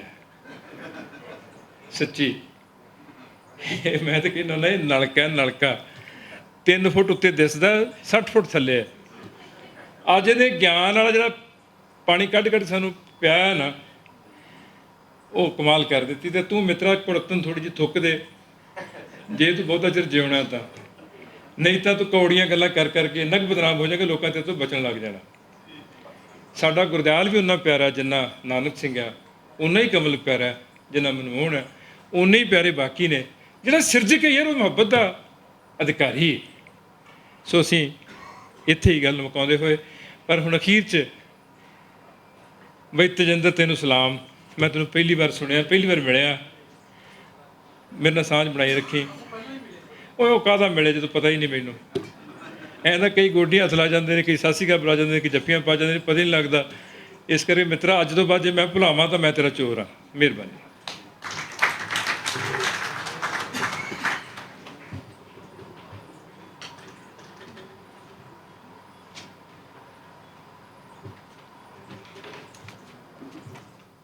ਤੇਜਿੰਦਰ ਜੀ ਸਿੱਧੇ ਹੀ ਨਾ ਮਿਲਣ ਚਲੇ ਜਾਇਓ, ਮੈਂ ਮਿਲਾਇਆ ਵਿੱਚ, ਬੁਲਾਇਆ ਥੋੜਾ ਬਹੁਤ ਰੱਖਿਓ। ਹਾਂਜੀ ਹਾਂ, ਤੇ ਬਹੁਤ ਚੰਗਾ ਲੱਗਦਾ ਸੱਚਮੁੱਚ ਜਦੋਂ ਭਾਜੀ ਗੁਰਭਜਨ ਗਿੱਲ ਹੁਰੀ ਆਉਂਦੇ ਨੇ, ਬੋਲਦੇ ਨੇ, ਆਸ਼ੀਰਵਾਦ ਮਿਲਦੇ ਨੇ, ਬਹੁਤ ਅੱਛਾ ਲੱਗਦਾ ਹੈ। ਅਸੀਂ ਸੱਚੀ ਮੁੱਚੀ ਕੋਸ਼ਿਸ਼ ਕਰ ਰਹੇ ਹਾਂ, ਜਿਹੜੀਆਂ ਗੱਲਾਂ ਇਹਨਾਂ ਨੇ ਕੀਤੀਆਂ ਨੇ, ਕਿ ਪੰਜਾਬੀ ਸਾਹਿਤ ਸਭਾ ਸਮਰਾਲਾ ਇੱਕ ਅਜਿਹਾ ਮੰਚ ਬਣੇ। ਇੱਕ ਗੱਲ ਕਹਿਣੀ ਭੁੱਲ ਗਿਆ, ਹਾਂਜੀ, ਇਹ ਅੱਜ ਜਿਹੜੇ ਪੇਪਰ ਪੜ੍ਹੇ ਗਏ ਨੇ, ਇਹਨਾਂ ਨੂੰ ਇੱਕ ਬੁਕਲੈਟ ਫਾਰਮ 'ਚ ਪਬਲਿਸ਼ ਕਰੋ। ਉਹਦੇ ਜਿਹੜੀ ਕਾਸਟ ਆਏਗੀ, ਉਹ ਮੇਰਾ ਦੋਸਤ ਜਗਦੀਪ ਵਾਲਾ, ਉਹ ਪੈਸੇ ਲੈ ਕੇ ਤੁਹਾਨੂੰ ਦੇ ਦੇਗਾ। ਬਹੁਤ ਤਾੜੀਆਂ ਮਾਰ ਦਿਓ। ਗੁਰਭਜਨ ਗਿੱਲ ਹੋਰਾਂ ਨੇ ਕਿਹਾ ਕਿ ਜਿੰਨੀਆਂ ਵੀ ਇਹ ਸਾਰੀਆਂ ਅੱਜ ਗੱਲਾਂ ਹੋਈਆਂ ਨੇ, ਪਰਚੇ ਪੜ੍ਹੇ ਗਏ ਨੇ, ਤੇ ਇਹ ਸਾਰੀਆਂ ਗੱਲਾਂ ਨੂੰ ਇਕੱਠੇ ਕਰਕੇ ਇਹਦੀ ਕਿਤਾਬ ਛਾਪੋ। ਇਹਦੇ ਉੱਤੇ ਜੋ ਵੀ ਮਤਲਬ ਤੁਹਾਡੀ ਕਾਸਟ ਆਉਂਦੀ ਹੈ, ਉਹ ਜਿਵੇਂ ਮੈਂ ਪਹਿਲਾਂ ਜ਼ਿਕਰ ਕੀਤਾ ਸੀ, ਇਹ ਕਹਿੰਦੇ ਵੀ ਮੇਰੇ ਦੋਸਤ ਜਗਦੀਸ਼ ਪਾਲ ਜੀ ਉਹ ਖਰਚਾ ਦੇ ਦੇਣਗੇ। ਇਹ ਕਿਤਾਬ ਬਹੁਤ ਵਧੀਆ ਛਪਣੀ ਚਾਹੀਦੀ ਹੈ। ਇਹ ਬਹੁਤ ਸਾਡੇ ਲਈ ਮਤਲਬ ਖੁਸ਼ੀ ਦੀ ਗੱਲ ਹੈ। ਹਾਂ, ਅਸੀਂ ਇਹ ਮੰਚ, ਹਾਂਜੀ ਨਹੀਂ, ਉਹ ਸਵੀ ਹੁਣਾਂ ਤੋਂ ਛਪਵਾਉਣੀ ਜੀ, ਅਜੇ ਦੀਪ ਉੱਥੇ ਨਹੀਂ ਗਿਆ ਜਿੱਥੇ। ਹਾਂ, ਕੋਈ ਗੱਲ ਨਹੀਂ, ਦੀਪ ਨੂੰ ਵੀ ਮਿਲ ਜੂ ਥਾਪੜਾ ਮਤਲਬ ਤੁਸੀਂ। ਹਾਂ, ਜਾਵੇ ਆਵੇ ਨਾ, ਕਿਤੇ ਇੱਥੇ ਹੀ ਰਹਿੰਦਾ ਸਮਰਾਲੇ 'ਚ, ਜਾਂ ਮਤਲਬ ਬਸ ਕਦੇ ਤਰਕਸ਼ੀਲਾਂ 'ਚ ਚਲੇ ਗਿਆ, ਕਦੇ ਹਾਂ ਇੱਧਰ ਉੱਥੇ ਵੀ ਸ਼ਾਮ ਸ਼ੂਮ ਨੂੰ ਕਿਤੇ ਹਾਜ਼ਰੀ ਭਰੇ, ਤਾਂ ਬਹੁਤ ਬਹੁਤ ਕੁਛ ਆ ਸਿੱਖਣ ਨੂੰ, ਮਿਲਣ ਨੂੰ। ਤੇ ਚਲੋ ਦੀਪ ਸਾਡਾ ਆਪਣਾ ਸਾਰੇ ਹੀ, ਸਵੀ ਹੋਰੀ ਵੀ, ਸਵੀ ਹੁਣਾਂ ਦਾ ਆਪਣਾ ਸਥਾਨ ਹੈ।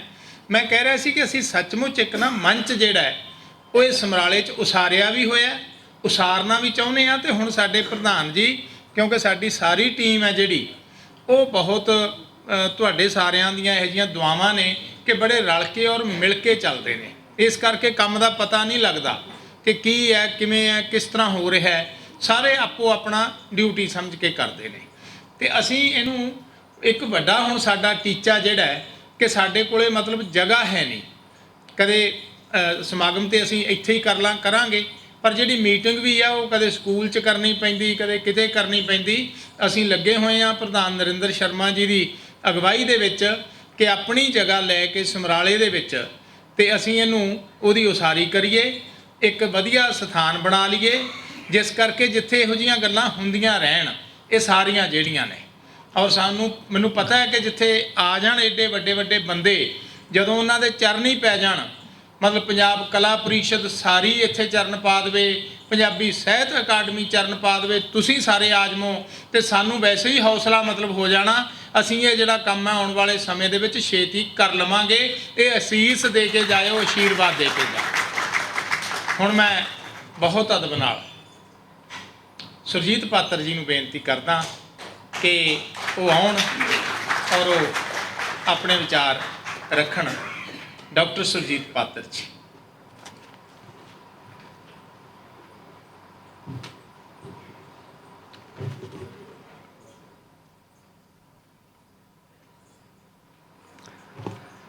प्यारे दोस्तों, ਮੈਂ ਸਭ ਤੋਂ ਪਹਿਲਾਂ ਉਸ ਗੱਲ ਬਾਰੇ ਜਿਹੜੀ ਗੱਲ ਤੁਸੀਂ ਅੱਜ ਬਹੁਤ ਤੁਹਾਨੂੰ ਚੰਗੀ ਲੱਗੀ, ਅਮਰਜੀਤ ਗਰੇਵਾਲ ਦੀ ਗੱਲ ਕਿ ਜਿਹੜਾ ਉਹਨੇ ਇੱਕ ਸਫਲ ਮੈਨਕਾਈਂਡ ਦੀ ਚੇਤਨਾ ਦੀ ਕਹਾਣੀ ਦਾ ਉਹਨੇ ਪ੍ਰੇਮ ਬਾਰੇ ਗੱਲ ਕੀਤੀ ਸੀ, ਤੇ ਮੈਨੂੰ ਸ਼ੇਰ ਯਾਦ ਆਇਆ, ਉਰਦੂ शायर ਦਾ शेर है, कहना कि मोहब्बत मेरी किस्मत में नहीं थी, इबादत से गुजारा कर रहा हूँ। मोहब्बत मेरी किस्मत में नहीं थी, इबादत से गुजारा कर रहा हूँ। कि अज दा जो सैमीनार, मैं जदों मैनू इसदा सद्दा पत्र मिलिया सी ਤੇ ਮੇਰੇ ਮਨ 'ਚ ਇੱਦਾਂ ਖਿਆਲ ਆਇਆ, ਮੈਂ ਕਿਹਾ ਸੈਮੀਨਾਰ ਯਾਰ 2 ਤਾਂ ਹੋ ਚੁੱਕੇ ਆ ਇਸ ਨਾਵਲ ਬਾਰੇ। ਇੱਕ ਗੁਰੂ ਨਾਨਕ ਦੇਵ ਯੂਨੀਵਰਸਿਟੀ 'ਚ ਹੋਇਆ, ਇੱਕ ਪੰਜਾਬ ਆਰਟਸ ਕੌਂਸਲ ਵਿੱਚ ਹੋਇਆ, ਤੇ ਹੁਣ ਕੀ ਲੋੜ ਆ। ਮੇਰੇ ਮਨ 'ਚ ਇਹੋ ਇੱਕ ਵਿਚਾਰ ਆਇਆ। ਪਰ ਜਦੋਂ ਮੈਂ ਇੱਥੇ ਆ ਕੇ ਸੁਣਿਆ ਤੇਜਿੰਦਰ ਨੇ ਉਸ ਨਾਵਲ ਦੀ ਇੱਕ ਰੂਪਰੇਖਾ ਸਾਡੇ ਸਾਹਮਣੇ ਸਪਸ਼ਟ ਕੀਤੀ, ਬਹੁਤ ਖੂਬਸੂਰਤੀ ਨਾਲ ਉਹਦੀ ਪੂਰੀ ਸਟਰਕਚਰ ਸਮਝਾਈ, ਤੇ ਇੱਕ ਉਹਨੇ ਬਹੁਤ ਖੂਬਸੂਰਤ ਜਿਹੜੀ ਗੱਲ ਕੀਤੀ ਕਿ ਇਸ ਨਾਵਲ ਦਾ ਥੀਮ ਕੀ ਆ, ਸਮੁੱਚੇ ਤੌਰ 'ਤੇ ਥੀਮ ਕੀ ਆ। ਤਾਂ ਉਹਨੇ ਕਿਹਾ ਕਿ ਇਸ ਨਾਵਲ ਦਾ ਥੀਮ ਇਹ ਆ ਕਿ ਮਨ ਅੰਦਰਲੀ ਪ੍ਰਕਿਰਤੀ ਦਾ ਸੰਸਕ੍ਰਿਤੀਕਰਨ ਕਿਵੇਂ ਹੋਵੇ। ਕਿ ਪ੍ਰਕਿਰਤੀ ਤਾਂ ਸਾਡੇ ਬਾਹਰ ਵੀ ਆ, ਕਿ ਬਾਹਰ ਸਾਡੇ ਧਰਤੀ, ਪਾਣੀ, ਅਗਨੀ, ਆਕਾਸ਼, ਹਵਾ, ਅੰਦਰ ਸਾਡੇ ਆਪਾਂ ਕਹਿ ਦਿੰਦੇ ਕਿ ਸਾਡੇ ਅੰਦਰ ਕਾਮ, ਕ੍ਰੋਧ ਜਾਂ ਲੋਭ, ਮੋਹ, ਹੰਕਾਰ ਕਿ ਉਹ ਸਾਡੇ ਅੰਦਰ ਨੇ, ਇਹ ਬਾਹਰ ਨੇ। ਅਸੀਂ ਇਹਨਾਂ ਦਾ ਕੀ ਕਰਨਾ, ਅਸੀਂ ਇਹਨਾਂ ਨਾਲ ਕਿਹੋ ਜਿਹਾ ਰਿਸ਼ਤਾ, ਅੱਗ ਤੋਂ ਮੈਂ ਕਿੰਨਾ ਕੁ ਦੂਰ ਰਹਿਣਾ, ਕਿੰਨੇ ਕੁ ਮੈਂ ਕੋਲ ਜਾਣਾ, ਉਹ ਅਸੀਂ ਪ੍ਰਕਿਰਤੀ ਦਾ ਇੱਕ ਤਰ੍ਹਾਂ ਸੰਸਕ੍ਰਿਤੀਕਰਨ, ਬਾਹਰੀ ਪ੍ਰਕਿਰਤੀ ਦਾ ਉਹਦਾ ਸੱਭਿਆਚਾਰਕਰਨ ਜਾਂ ਉਹਦੀ ਕਲਚਰਾਈਜ਼ੇਸ਼ਨ ਕਰਦੇ ਹਾਂ। ਲੇਕਿਨ ਸਭ ਤੋਂ ਮੁਸ਼ਕਿਲ ਹੈਗਾ ਮਨ, ਆਪਣੀ ਅੰਦਰਲੀ ਪ੍ਰਕਿਰਤੀ ਦਾ ਸੰਸਕ੍ਰਿਤੀਕਰਨ। ਗੁਰੂ ਤੇਗ ਬਹਾਦਰ ਕਹਿੰਦੇ ਮਾਈ ਰੀ ਮਨ ਮੇਰੋ ਬਸ ਨਾਹੀ, ਕਿ ਇਹ ਸਮੁੱਚਾ, ਇਹ ਪੂਰੇ ਧਰਮਾਂ ਦਾ ਵਿਸ਼ਾ, ਇਹੀ ਉਪਨਿਸ਼ਦਾਂ ਦਾ ਵਿਸ਼ਾ, ਇਹੀ ਸਮਝ ਲਓ ਕਿ ਉਸ ਤੋਂ ਅੱਗੇ ਜੋ ਚੱਲਦਾ ਮਹਾਭਾਰਤ ਵਿੱਚ ਵੀ ਬਹੁਤ ਡਿਸਕਸ਼ਨ ਇਸ ਗੱਲ ਬਾਰੇ ਹੀ ਆ। ਇੱਕ ਦੂਜੇ ਨੂੰ ਭੀਸ਼ਮ ਨੂੰ ਸਵਾਲ ਪੁੱਛਦੇ ਆ ਕਿ ਇਹ ਕੀ ਹੁੰਦਾ, ਕਿ ਅਸੀਂ ਕਾਮ ਨੂੰ ਕਿੱਥੇ ਰੱਖੀਏ, ਧਰਮ ਨੂੰ ਕਿੱਥੇ ਰੱਖੀਏ, ਅਰਥ ਨੂੰ ਕਿੱਥੇ ਰੱਖੀਏ, ਕਿ ਇਹ ਸਵਾਲ ਜਿਹੜੇ ਆਦਿ ਜੁਗਾਦੀ ਸਵਾਲ ਨੇ। ਇਸੇ ਕਰਕੇ ਇਸ ਨਾਵਲ ਦੀ ਏਡੀ ਅਹਿਮੀਅਤ ਆ, ਤੇ ਇਸੇ ਕਰਕੇ ਮੈਨੂੰ ਹੁਣ ਲੱਗਿਆ, ਹੁਣ ਅੱਜ ਸੈਮੀਨਾਰ ਸੁਣਨ ਤੋਂ ਬਾਅਦ ਵੀ ਇੱਕ ਵਾਰੀ ਮੈਂ ਫਿਰ ਇਸ ਨਾਵਲ ਨੂੰ ਪੜ੍ਹੂੰਗਾ, ਕਿ ਇਹ ਸੈਮੀਨਾਰ ਦੀ ਪ੍ਰਾਪਤੀ ਮੈਂ ਸਮਝਦਾ ਕਿ ਇਹ ਹੈ ਕਿ ਇਸ ਨਾਵਲ ਦੀ, ਜਿਵੇਂ ਸ਼ਾਇਦ ਤੇਜਿੰਦਰ ਨੇ ਕਿਹਾ ਕਿ ਇੱਕ ਦਾਰਸ਼ਨਿਕ ਨਾਵਲ ਦਾ ਦਰਵਾਜ਼ਾ ਖੁੱਲ੍ਹਦਾ ਪੰਜਾਬੀ 'ਚ ਇਸ ਨਾਵਲ ਦੇ ਨਾਲ, ਕਿ ਉਹਨਾਂ ਨਾਵਲਾਂ ਦੀ ਅਹਿਮੀਅਤ ਆ। ਜਿੱਦਾਂ ਮੈਂ ਬਹੁਤ ਅੱਧ ਚਾਨਣੀ ਰਾਤ ਮੈਨੂੰ ਬਹੁਤ ਚੰਗੀ ਲੱਗਦੀ ਆ, ਜਾਂ ਪੂਰਨਮਾਸ਼ੀ ਵੀ, ਪਰ ਇਹ ਹੈ ਕਿ ਜਿਹੜੀ ਗੱਲ ਮੇਰੇ ਖਿਆਲ 'ਚ ਬਹੁਤ ਸਹਿਜ ਵਾਲੀ ਗੱਲ ਇੰਨੀ ਆ ਕਿ ਇਸ ਨਾਵਲ ਨਾਲ ਇੱਕ ਤਰ੍ਹਾਂ ਪੰਜਾਬੀ ਵਿੱਚ ਦਾਰਸ਼ਨਿਕ ਨਾਵਲ ਜਿਹੜਾ ਕਿ ਇਹਨਾਂ ਪ੍ਰਸ਼ਨਾਂ ਨਾਲ ਜੂਝਦਾ, ਉਸ ਦਾ ਦਰਵਾਜ਼ਾ ਖੁੱਲ੍ਹਦਾ। ਸੋ ਇਹਦੀ ਸਭ ਤੋਂ ਵੱਡੀ ਜਿਹੜੀ ਖੂਬੀ ਆ। ਔਰ ਦੂਜੀ ਗੱਲ ਹੈ ਕਿ ਜੋ ਵਿਦਵਾਨ ਜਿਸ ਤਰ੍ਹਾਂ ਬੰਦੇ ਬੋਲੇ, ਮੈਨੂੰ ਯਾਦ ਹੈ ਕਿ ਇੱਕ ਵਾਰੀ ਕੁਲਵੰਤ ਸਿੰਘ ਵਿਰਕ ਕਹਿਣ ਲੱਗੇ ਕਿ ਮੈਂ ਕਵੀ ਦਰਬਾਰ ਦੇਖਿਆ, ਜਦੋਂ ਇੱਕ ਕਵੀ ਪੜ੍ਹੇ ਹੋਏ ਇੰਨੀ ਅੱਛੀ ਕਵਿਤਾ ਪੜ੍ਹਦੇ, ਤਾਂ ਕਹਿੰਦਾ ਮੈਨੂੰ ਨਾ ਤਰਸ ਆਉਣ ਲੱਗ ਪਿਆ, ਅਗਲਾ ਕਵੀ ਤਰਸ ਆਉਣ ਲੱਗ ਪਿਆ, ਉਹ ਵਿਚਾਰਾ ਹੁਣ ਕੀ ਪੜ੍ਹੂਗਾ। ਕਿ ਅੱਜ ਇੱਦਾਂ ਸੀਗਾ ਲੱਗਦਾ ਕਿ ਹੁਣ ਅਗਲਾ ਵਿਦਵਾਨ ਕੀ ਕਹੂਗਾ, ਕਿ ਇਸ ਤਰ੍ਹਾਂ ਦੀ ਤਾਜ਼ਗੀ ਵਾਲੇ ਔਰ ਇਸ ਤਰ੍ਹਾਂ ਬੰਦੇ ਨੇ ਆਪਣੇ ਹਿਰਦਿਆਂ 'ਚੋਂ ਅਤੇ ਮਸਤਕਾਂ 'ਚੋਂ ਸਾਰੀ ਚੀਜ਼ ਨੂੰ ਪੜ੍ਹਿਆ, ਘੋਖਿਆ, ਜਿਹੜਾ ਕਿ ਬਹੁਤ ਅੱਛਾ ਲੱਗਾ। ਔਰ ਇੱਕ ਤਰ੍ਹਾਂ ਸਮੁੱਚੀ ਪੰਜਾਬੀ ਚੇਤਨਾ ਦੇ ਵਿੱਚ ਇਹਦੇ ਨਾਲ ਉਭਾਰ ਆਊਗਾ ਜਦੋਂ ਅਸੀਂ ਇਹਨਾਂ ਪ੍ਰਸ਼ਨਾਂ ਨੂੰ ਸੋਚਦੇ ਹਾਂ। ਤੋ ਸਾਡੇ ਸਾਨੂੰ ਸਮੁੱਚੇ ਨੂੰ ਇੱਕ ਰਿਚਨੈਸ ਦੇਣ ਵਾਲਾ ਜਿਹੜਾ ਇਹ ਨਾਵਲ ਆ, ਇਹਦਾ ਐਕਸਪੀਰੀਅੰਸ ਮੇਰੇ ਲਈ ਇਹੋ ਜਿਹਾ। ਤੋ ਮੇਰੇ ਮਨ 'ਚ ਇਹ ਵੀ ਆ ਰਿਹਾ ਸੀਗਾ ਕਿ ਸ਼ਾਇਦ ਇੱਕ ਨਾਵਲ ਐਦਾਂ ਵੀ ਹੋਵੇ ਜਿਹਦੇ ਵਿੱਚ ਕਿ ਇਹ ਸਭ ਕੁਝ ਬਾਰੇ ਫਰਾਇਡ ਨੇ ਕਿਵੇਂ ਸੋਚਿਆ, ਕਿ ਇੱਕ ਫਰਾਇਡ ਕੁਝ ਭਰਤਰੀ ਨੇ ਸੋਚਿਆ ਬਹੁਤ ਕੁਝ, ਜਾਂ ਇਸ ਨਾਵਲ ਸੋਚਿਆ ਗਿਆ, ਵੈਸਟ ਨੇ ਕੀ ਸੋਚਿਆ, ਕਿ ਵੈਸਟ ਨੇ ਇਹ ਸਾਰੇ ਕੁਛ ਨੂੰ, ਇਹ ਸਾਰੇ ਬੇਸ਼ੱਕ ਉਹ ਲਾਕਾਂ ਫੂਕ, ਪਰ ਉਹਨੂੰ ਫਿਕਸ਼ਨ ਦੇ ਲੈਵਲ 'ਤੇ ਕੋਈ ਲੈ ਕੇ ਆਉਣ ਵਾਲਾ ਵੀ ਚਾਹੀਦਾ, ਤਾਂ ਹੀ ਸ਼ਾਇਦ ਸਾਡੀ ਜਿਹੜੀ ਤਸਵੀਰ ਆ ਉਹ ਮੁਕੰਮਲ ਹੋਊਗੀ। ਔਰ ਭਰਤਰੀ ਤੋਂ ਅੱਗੇ ਕੀ ਹੋਇਆ ਇੰਡੀਅਨ ਫਿਲਾਸਫੀ ਵਿੱਚ, ਜਾਂ ਗੁਰਮਤ 'ਚ ਕੀ ਹੋਇਆ, ਗੁਰਮਤ ਨੇ ਇਸ ਚੀਜ਼ ਨੂੰ ਕਿਸ ਤਰ੍ਹਾਂ ਸਾਰੇ ਕੁਛ ਨੂੰ ਲਿਆ, ਉਹ ਵੀ ਦੈਨ ਇਹ ਸਾਰੇ ਹੈ ਕਿ ਇਸ ਤੋਂ ਅੱਗੇ ਬਹੁਤ ਸੰਭਾਵਨਾਵਾਂ ਇਸ ਨਾਵਲ ਤੋਂ ਨਿਕਲਦੀਆਂ, ਦਾਰਸ਼ਨਿਕ ਨਾਵਲਾਂ ਦੀਆਂ ਲੜੀ ਸ਼ੁਰੂ ਹੋ ਸਕਦੀ ਹੈ, ਦਾਰਸ਼ਨਿਕ ਨਾਵਲਾਂ ਦੀ। ਔਰ ਲੜੀ ਇਸ ਤਰ੍ਹਾਂ ਹੀ ਕਿ ਜਿਵੇਂ ਮਨਮੋਹਨ ਨੇ ਇਸ ਗੱਲ ਨੂੰ ਇੱਕ ਤਰ੍ਹਾਂ ਮਤਲਬ ਉਹਨੂੰ ਆਤਮਸਾਤ ਕੀਤਾ, ਕਿ ਉਹਨੇ ਭਰਤਰੀ ਨੂੰ ਇੱਦਾਂ ਨਹੀਂ ਕਿਹਾ ਕਿ ਭਰਤਰੀ ਕਿਤੇ ਹੋਰ ਥਾਂ ਬੈਠਾ, ਕਿ ਭਰਤਰੀ ਇੱਕ ਤਰ੍ਹਾਂ ਉਹਨੇ ਆਪਣੇ ਮਨ 'ਚੋਂ ਵੀ ਭਰਤਰੀ ਲੱਭਿਆ, ਔਰ ਉਹਨੂੰ ਇਸ ਕਰਕੇ ਉਹ ਇੰਨਾ ਕੈਰੈਕਟਰ ਇੰਨਾ ਖੂਬਸੂਰਤ ਔਰ ਇੰਨਾ ਫਿਕਸ਼ਨਲਾਈਜ਼ ਹੋਇਆ ਕਿ ਉਹ ਸਿਰਫ ਇੱਕ ਫੋਕੀ ਥਿਊਰੀ ਨਹੀਂ ਰਹਿ ਗਿਆ, ਉਹਦੇ ਵਿੱਚ ਇੱਕ ਬਹੁਤ ਕਮਾਲ ਤਰ੍ਹਾਂ ਦੀ ਜਾਣੀ ਆਪਾਂ ਨੂੰ ਲੱਗਦਾ ਕਿ ਉਹ ਇੱਕ ਬਹੁਤ ਹੀ ਇਹੋ ਜਿਹਾ ਨਾਵਲ ਹੈ ਜਿਹਨੂੰ ਅਸੀਂ ਫਿਕਸ਼ਨ ਵਾਂਗ ਵੀ ਪੜ੍ਹ ਸਕਦੇ ਹਾਂ ਅਤੇ ਦਰਸ਼ਨ ਵਾਂਗ ਵੀ। ਔਰ ਦੇਸਰਾਜ ਕਾਲੀ ਨੇ ਚਲੋ ਜਿਹੜੀ ਗੱਲ ਉਹਦੀ ਆਪਾਂ ਉਹਦੇ ਗੱਲ ਮੈਂ ਕਰ ਵੀ ਚੁੱਕਾ ਕਿ ਮੈਨੂੰ ਹੋ ਸਕਦਾ ਜਦੋਂ ਤੁਸੀਂ ਕਿਸੇ ਨੂੰ ਪਿਆਰ ਕਰਦੇ ਹੋ ਤੁਹਾਨੂੰ ਬਾਕੀ ਸਭ ਹੀਚ ਲੱਗਣ ਲੱਗ ਪੈਣ ਕਿ ਮੇਰਾ ਤਾਂ ਵੀ ਮਹਿਬੂਬ ਹੈ, ਬਾਕੀ ਮੈਨੂੰ ਕੋਈ ਨਹੀਂ, ਤਾਂ ਉਹਨੂੰ ਸ਼ਾਇਦ ਇਸ ਤਰ੍ਹਾਂ ਦਾ ਕਹਿਣ ਦਾ ਹੱਕ ਹੈ।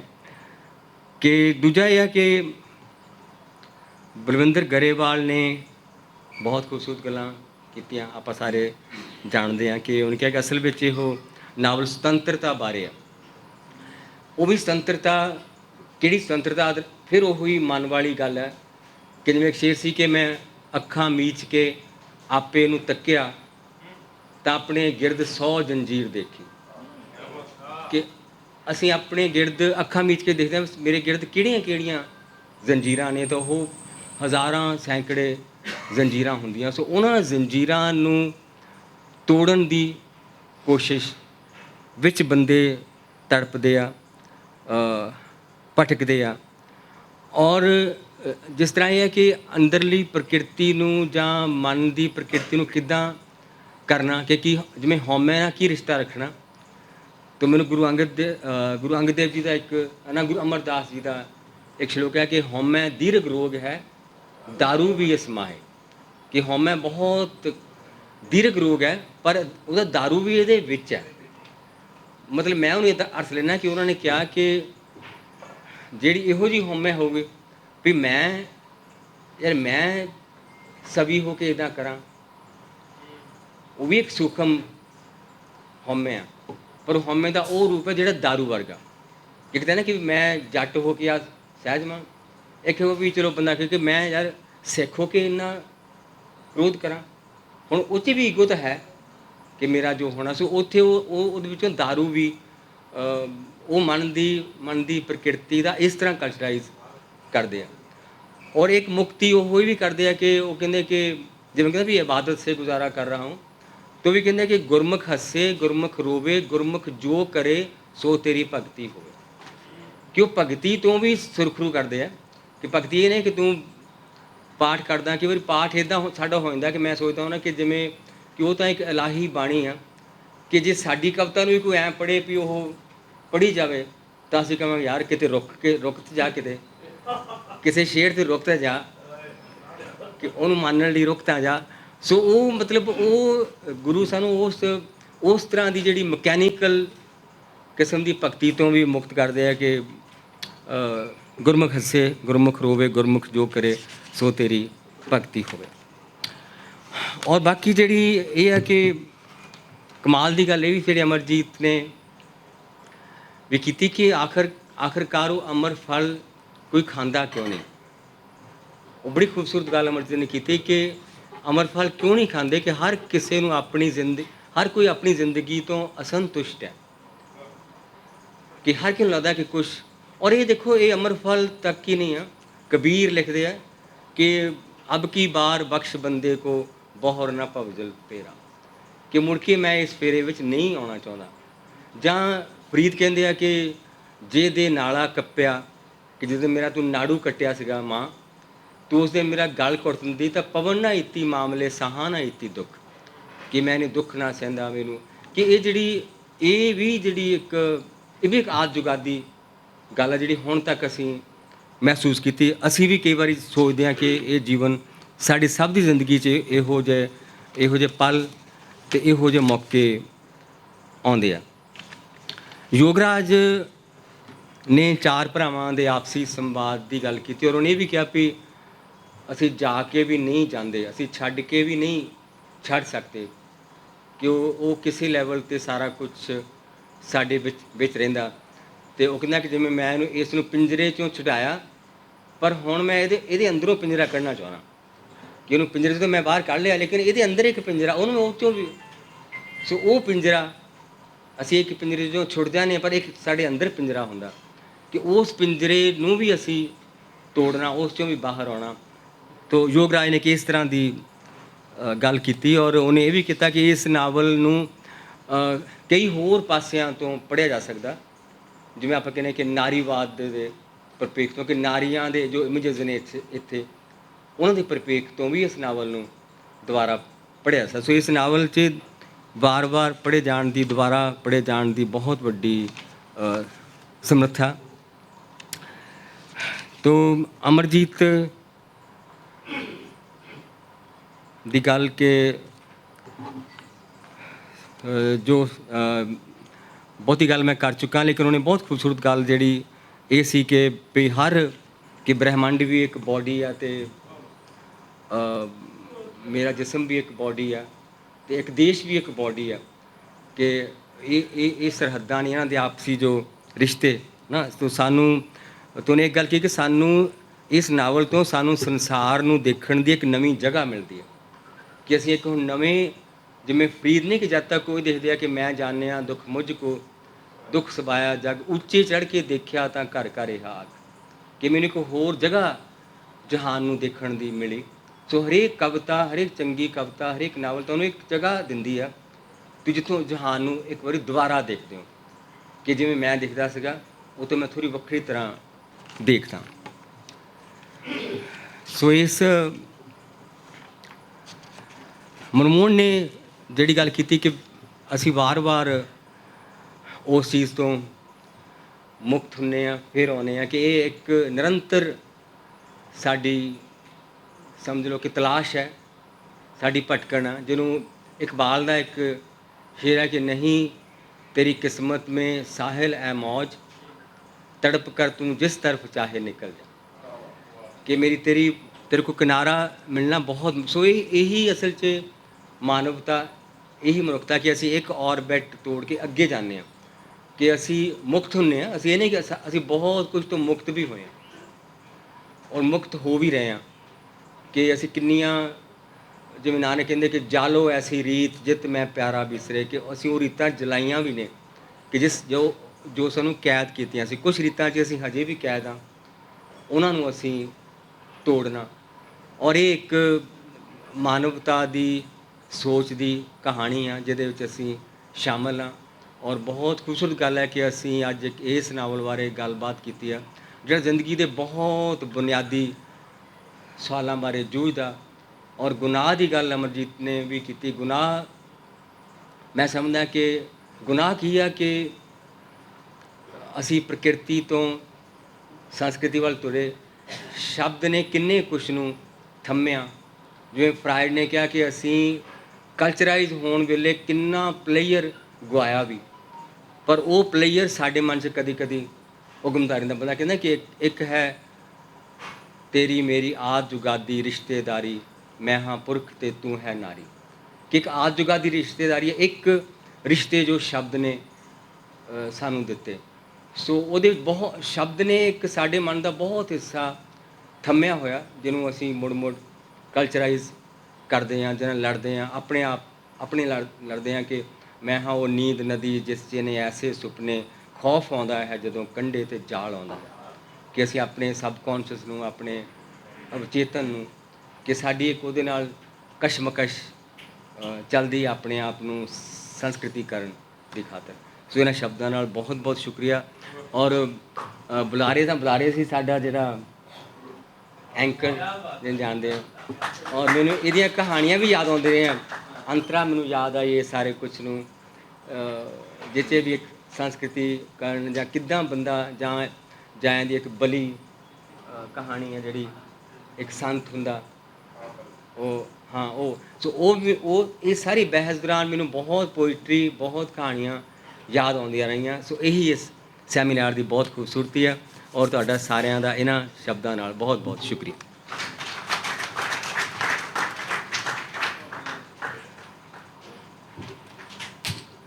ਪ੍ਰਧਾਨ ਜੀ ਸੁਰਜੀਤ ਪਾਤਰ ਹੋਰਾਂ ਤੋਂ ਬਾਅਦ ਮੈਨੂੰ ਬਿਲਕੁਲ ਕੋਈ ਇੱਕ ਸ਼ਬਦ ਵੀ ਨਹੀਂ ਕਹਿਣਾ ਚਾਹੀਦਾ, ਪਰ ਮੈਂ ਉਹਨਾਂ ਤੋਂ ਹੀ ਆਗਿਆ ਲੈ ਕੇ ਗੁਸਤਾਖੀ ਕਰ ਲੈਣਾ। ਇੱਕ ਦੋ ਬੇਨਤੀਆਂ ਨੇ ਛੋਟੀਆਂ ਛੋਟੀਆਂ। ਇੱਕ ਤਾਂ ਇਹ ਹੈ ਖੁਸ਼ੀ ਦੀ ਗੱਲ ਕਿ ਜਿਹੜੀ ਕਿਤਾਬ ਦੀ ਗੱਲ ਹੋਈ ਸੀ ਵੀ ਇਹ ਪਰਚੇ ਇੱਕ ਕਿਤਾਬ 'ਚ ਛਾਪੇ ਜਾਣ, ਸਭੀ ਹੁਣੀ ਛਾਪਣਗੇ, ਉਹਦੇ ਲਈ ਜਗਦੀਸ਼ ਪਾਲ ਹੋਰਾਂ ਨੇ ਮਤਲਬ ਸਾਨੂੰ ਸ਼ਗਨ ਦੇ ਦਿੱਤਾ। 11,000 ਰੁਪਈਆ ਮੇਰੀ ਜੇਬ 'ਚ ਆ। ਇਹ ਅੱਗੇ ਜਿਹੜੀ ਕੋਈ ਹੋਰ ਉਹ ਕਹਿੰਦੇ ਲੋੜ ਪਊ, ਗਿੱਲ ਸਾਹਿਬ ਕਹਿੰਦੇ ਉਹ ਆਪਾਂ ਕਰਾਂਗੇ। ਅਤੇ ਉਹ ਕਿਤਾਬ ਜਿਹੜੀ ਹੈ ਇਹ ਹੁਣ ਛਪ ਜਾਣੀ ਆ। ਸਾਡੀ ਅੱਜ ਦੀ ਇਹ ਪ੍ਰਾਪਤੀ ਹੈਗੀ ਆ, ਹੋਰ ਪ੍ਰਾਪਤੀਆਂ ਦੇ ਨਾਲ ਨਾਲ। ਅਗਲੀ ਗੱਲ ਕਿ ਮੈਂ ਇੱਕ ਸੀਗਾ ਸਾਡਾ ਸਾਰੇ ਪੁਖਰਾਜ ਜੀ ਹੋਰੀ ਕਹਿੰਦੇ ਸੀ ਵੀ ਅਸੀਂ ਇਹ ਜਿੰਨੇ ਵੱਡੇ ਬੰਦੇ ਆਏ ਨੇ ਸਾਡੀ ਇੱਕ ਫੋਟੋ ਖਿਚਾ ਦਿਓ। ਉਹ ਵੀ ਜ਼ਰੂਰ ਧਿਆਨ ਰੱਖਿਓ ਕਿ ਫੋਟੋ ਖਿਚਾਉਣੀ ਹੈ, ਹੁਣ ਰੋਟੀ ਖਾਣੀ ਹੈ। ਔਰ ਸਾਡਾ ਕਦੇ ਵੀ ਜਿਹੜਾ ਕਵੀ ਦਰਬਾਰ ਹੈ ਉਹ ਸਮਾਗਮ ਦੇ ਨਾਲ ਟੰਗਿਆ ਹੋਇਆ ਨਹੀਂ ਹੁੰਦਾ। ਉਹ ਕਵੀ ਦਰਬਾਰ ਵਾਂਗੂ ਹੀ ਹੋਊਗਾ। ਕੁਝ ਜਿਹੜੇ ਆਮੰਤਰਿਤ ਸ਼ਾਇਰ ਨੇ ਉਹ ਸਾਰੇ ਪਹੁੰਚੇ ਹੋਏ ਨੇ। ਉਸ ਤੋਂ ਬਿਨਾਂ ਮੈਂ ਬੇਨਤੀ ਕਰੂੰਗਾ ਸਾਡੇ ਜਿਹੜੀ ਸਕੱਤਰ ਨੇ ਸਾਡੇ ਸਾਰੇ, ਕਿ ਉਹ ਜਿਨ੍ਹਾਂ ਨੇ ਵੀ ਬੋਲਣਾ ਹੈ, ਕਵਿਤਾ ਪੜ੍ਹਨੀ ਹੈ, ਉਹਨਾਂ ਦੇ ਨਾਮ ਲੈ ਲੈਣ ਅਦਬ ਨਾਲ, ਅਤੇ ਆਪਾਂ ਸਾਰਿਆਂ ਨੂੰ ਸੁਣਾਂਗੇ। ਤਾਂ ਇਸ ਤੋਂ ਬਾਅਦ ਖਾਣਾ ਖਾਣ ਵੇਲੇ ਜਿਹਨੇ ਫੋਟੋਆਂ ਖਿਚਾਉਣੀਆਂ ਨੇ, ਹੋਰ ਵੀ ਆਏ ਹੋਏ ਨੇ ਕਈਆਂ ਨੇ ਮੈਨੂੰ ਕਿਹਾ, ਨਵੇਂ ਜਿਹੜੇ ਲੇਖਕਾਵਾਂ ਨੇ, ਪਾਤਰ ਸਾਹਿਬ ਨਾਲ, ਇਹਨਾਂ ਨਾਲ, ਜੌਹਲ ਸਾਹਿਬ ਨਾਲ, ਸਾਰਿਆਂ ਨਾਲ, ਉਹ ਰੋਟੀ ਖਾਂਦਿਆਂ ਤੁਸੀਂ ਆਪਣੀਆਂ ਫੋਟੋਆਂ ਵੀ ਖਿਚਵਾ ਲਓ, ਰੋਟੀ ਵੀ ਖਾ ਲਈਏ। ਉਸ ਤੋਂ ਬਾਅਦ ਆਪਾਂ ਫਿਰ ਮਿਲਦੇ ਹਾਂ ਇੱਥੇ ਹੀ। ਤੁਹਾਡਾ ਸਾਰਿਆਂ ਦਾ ਬਹੁਤ ਧੰਨਵਾਦ।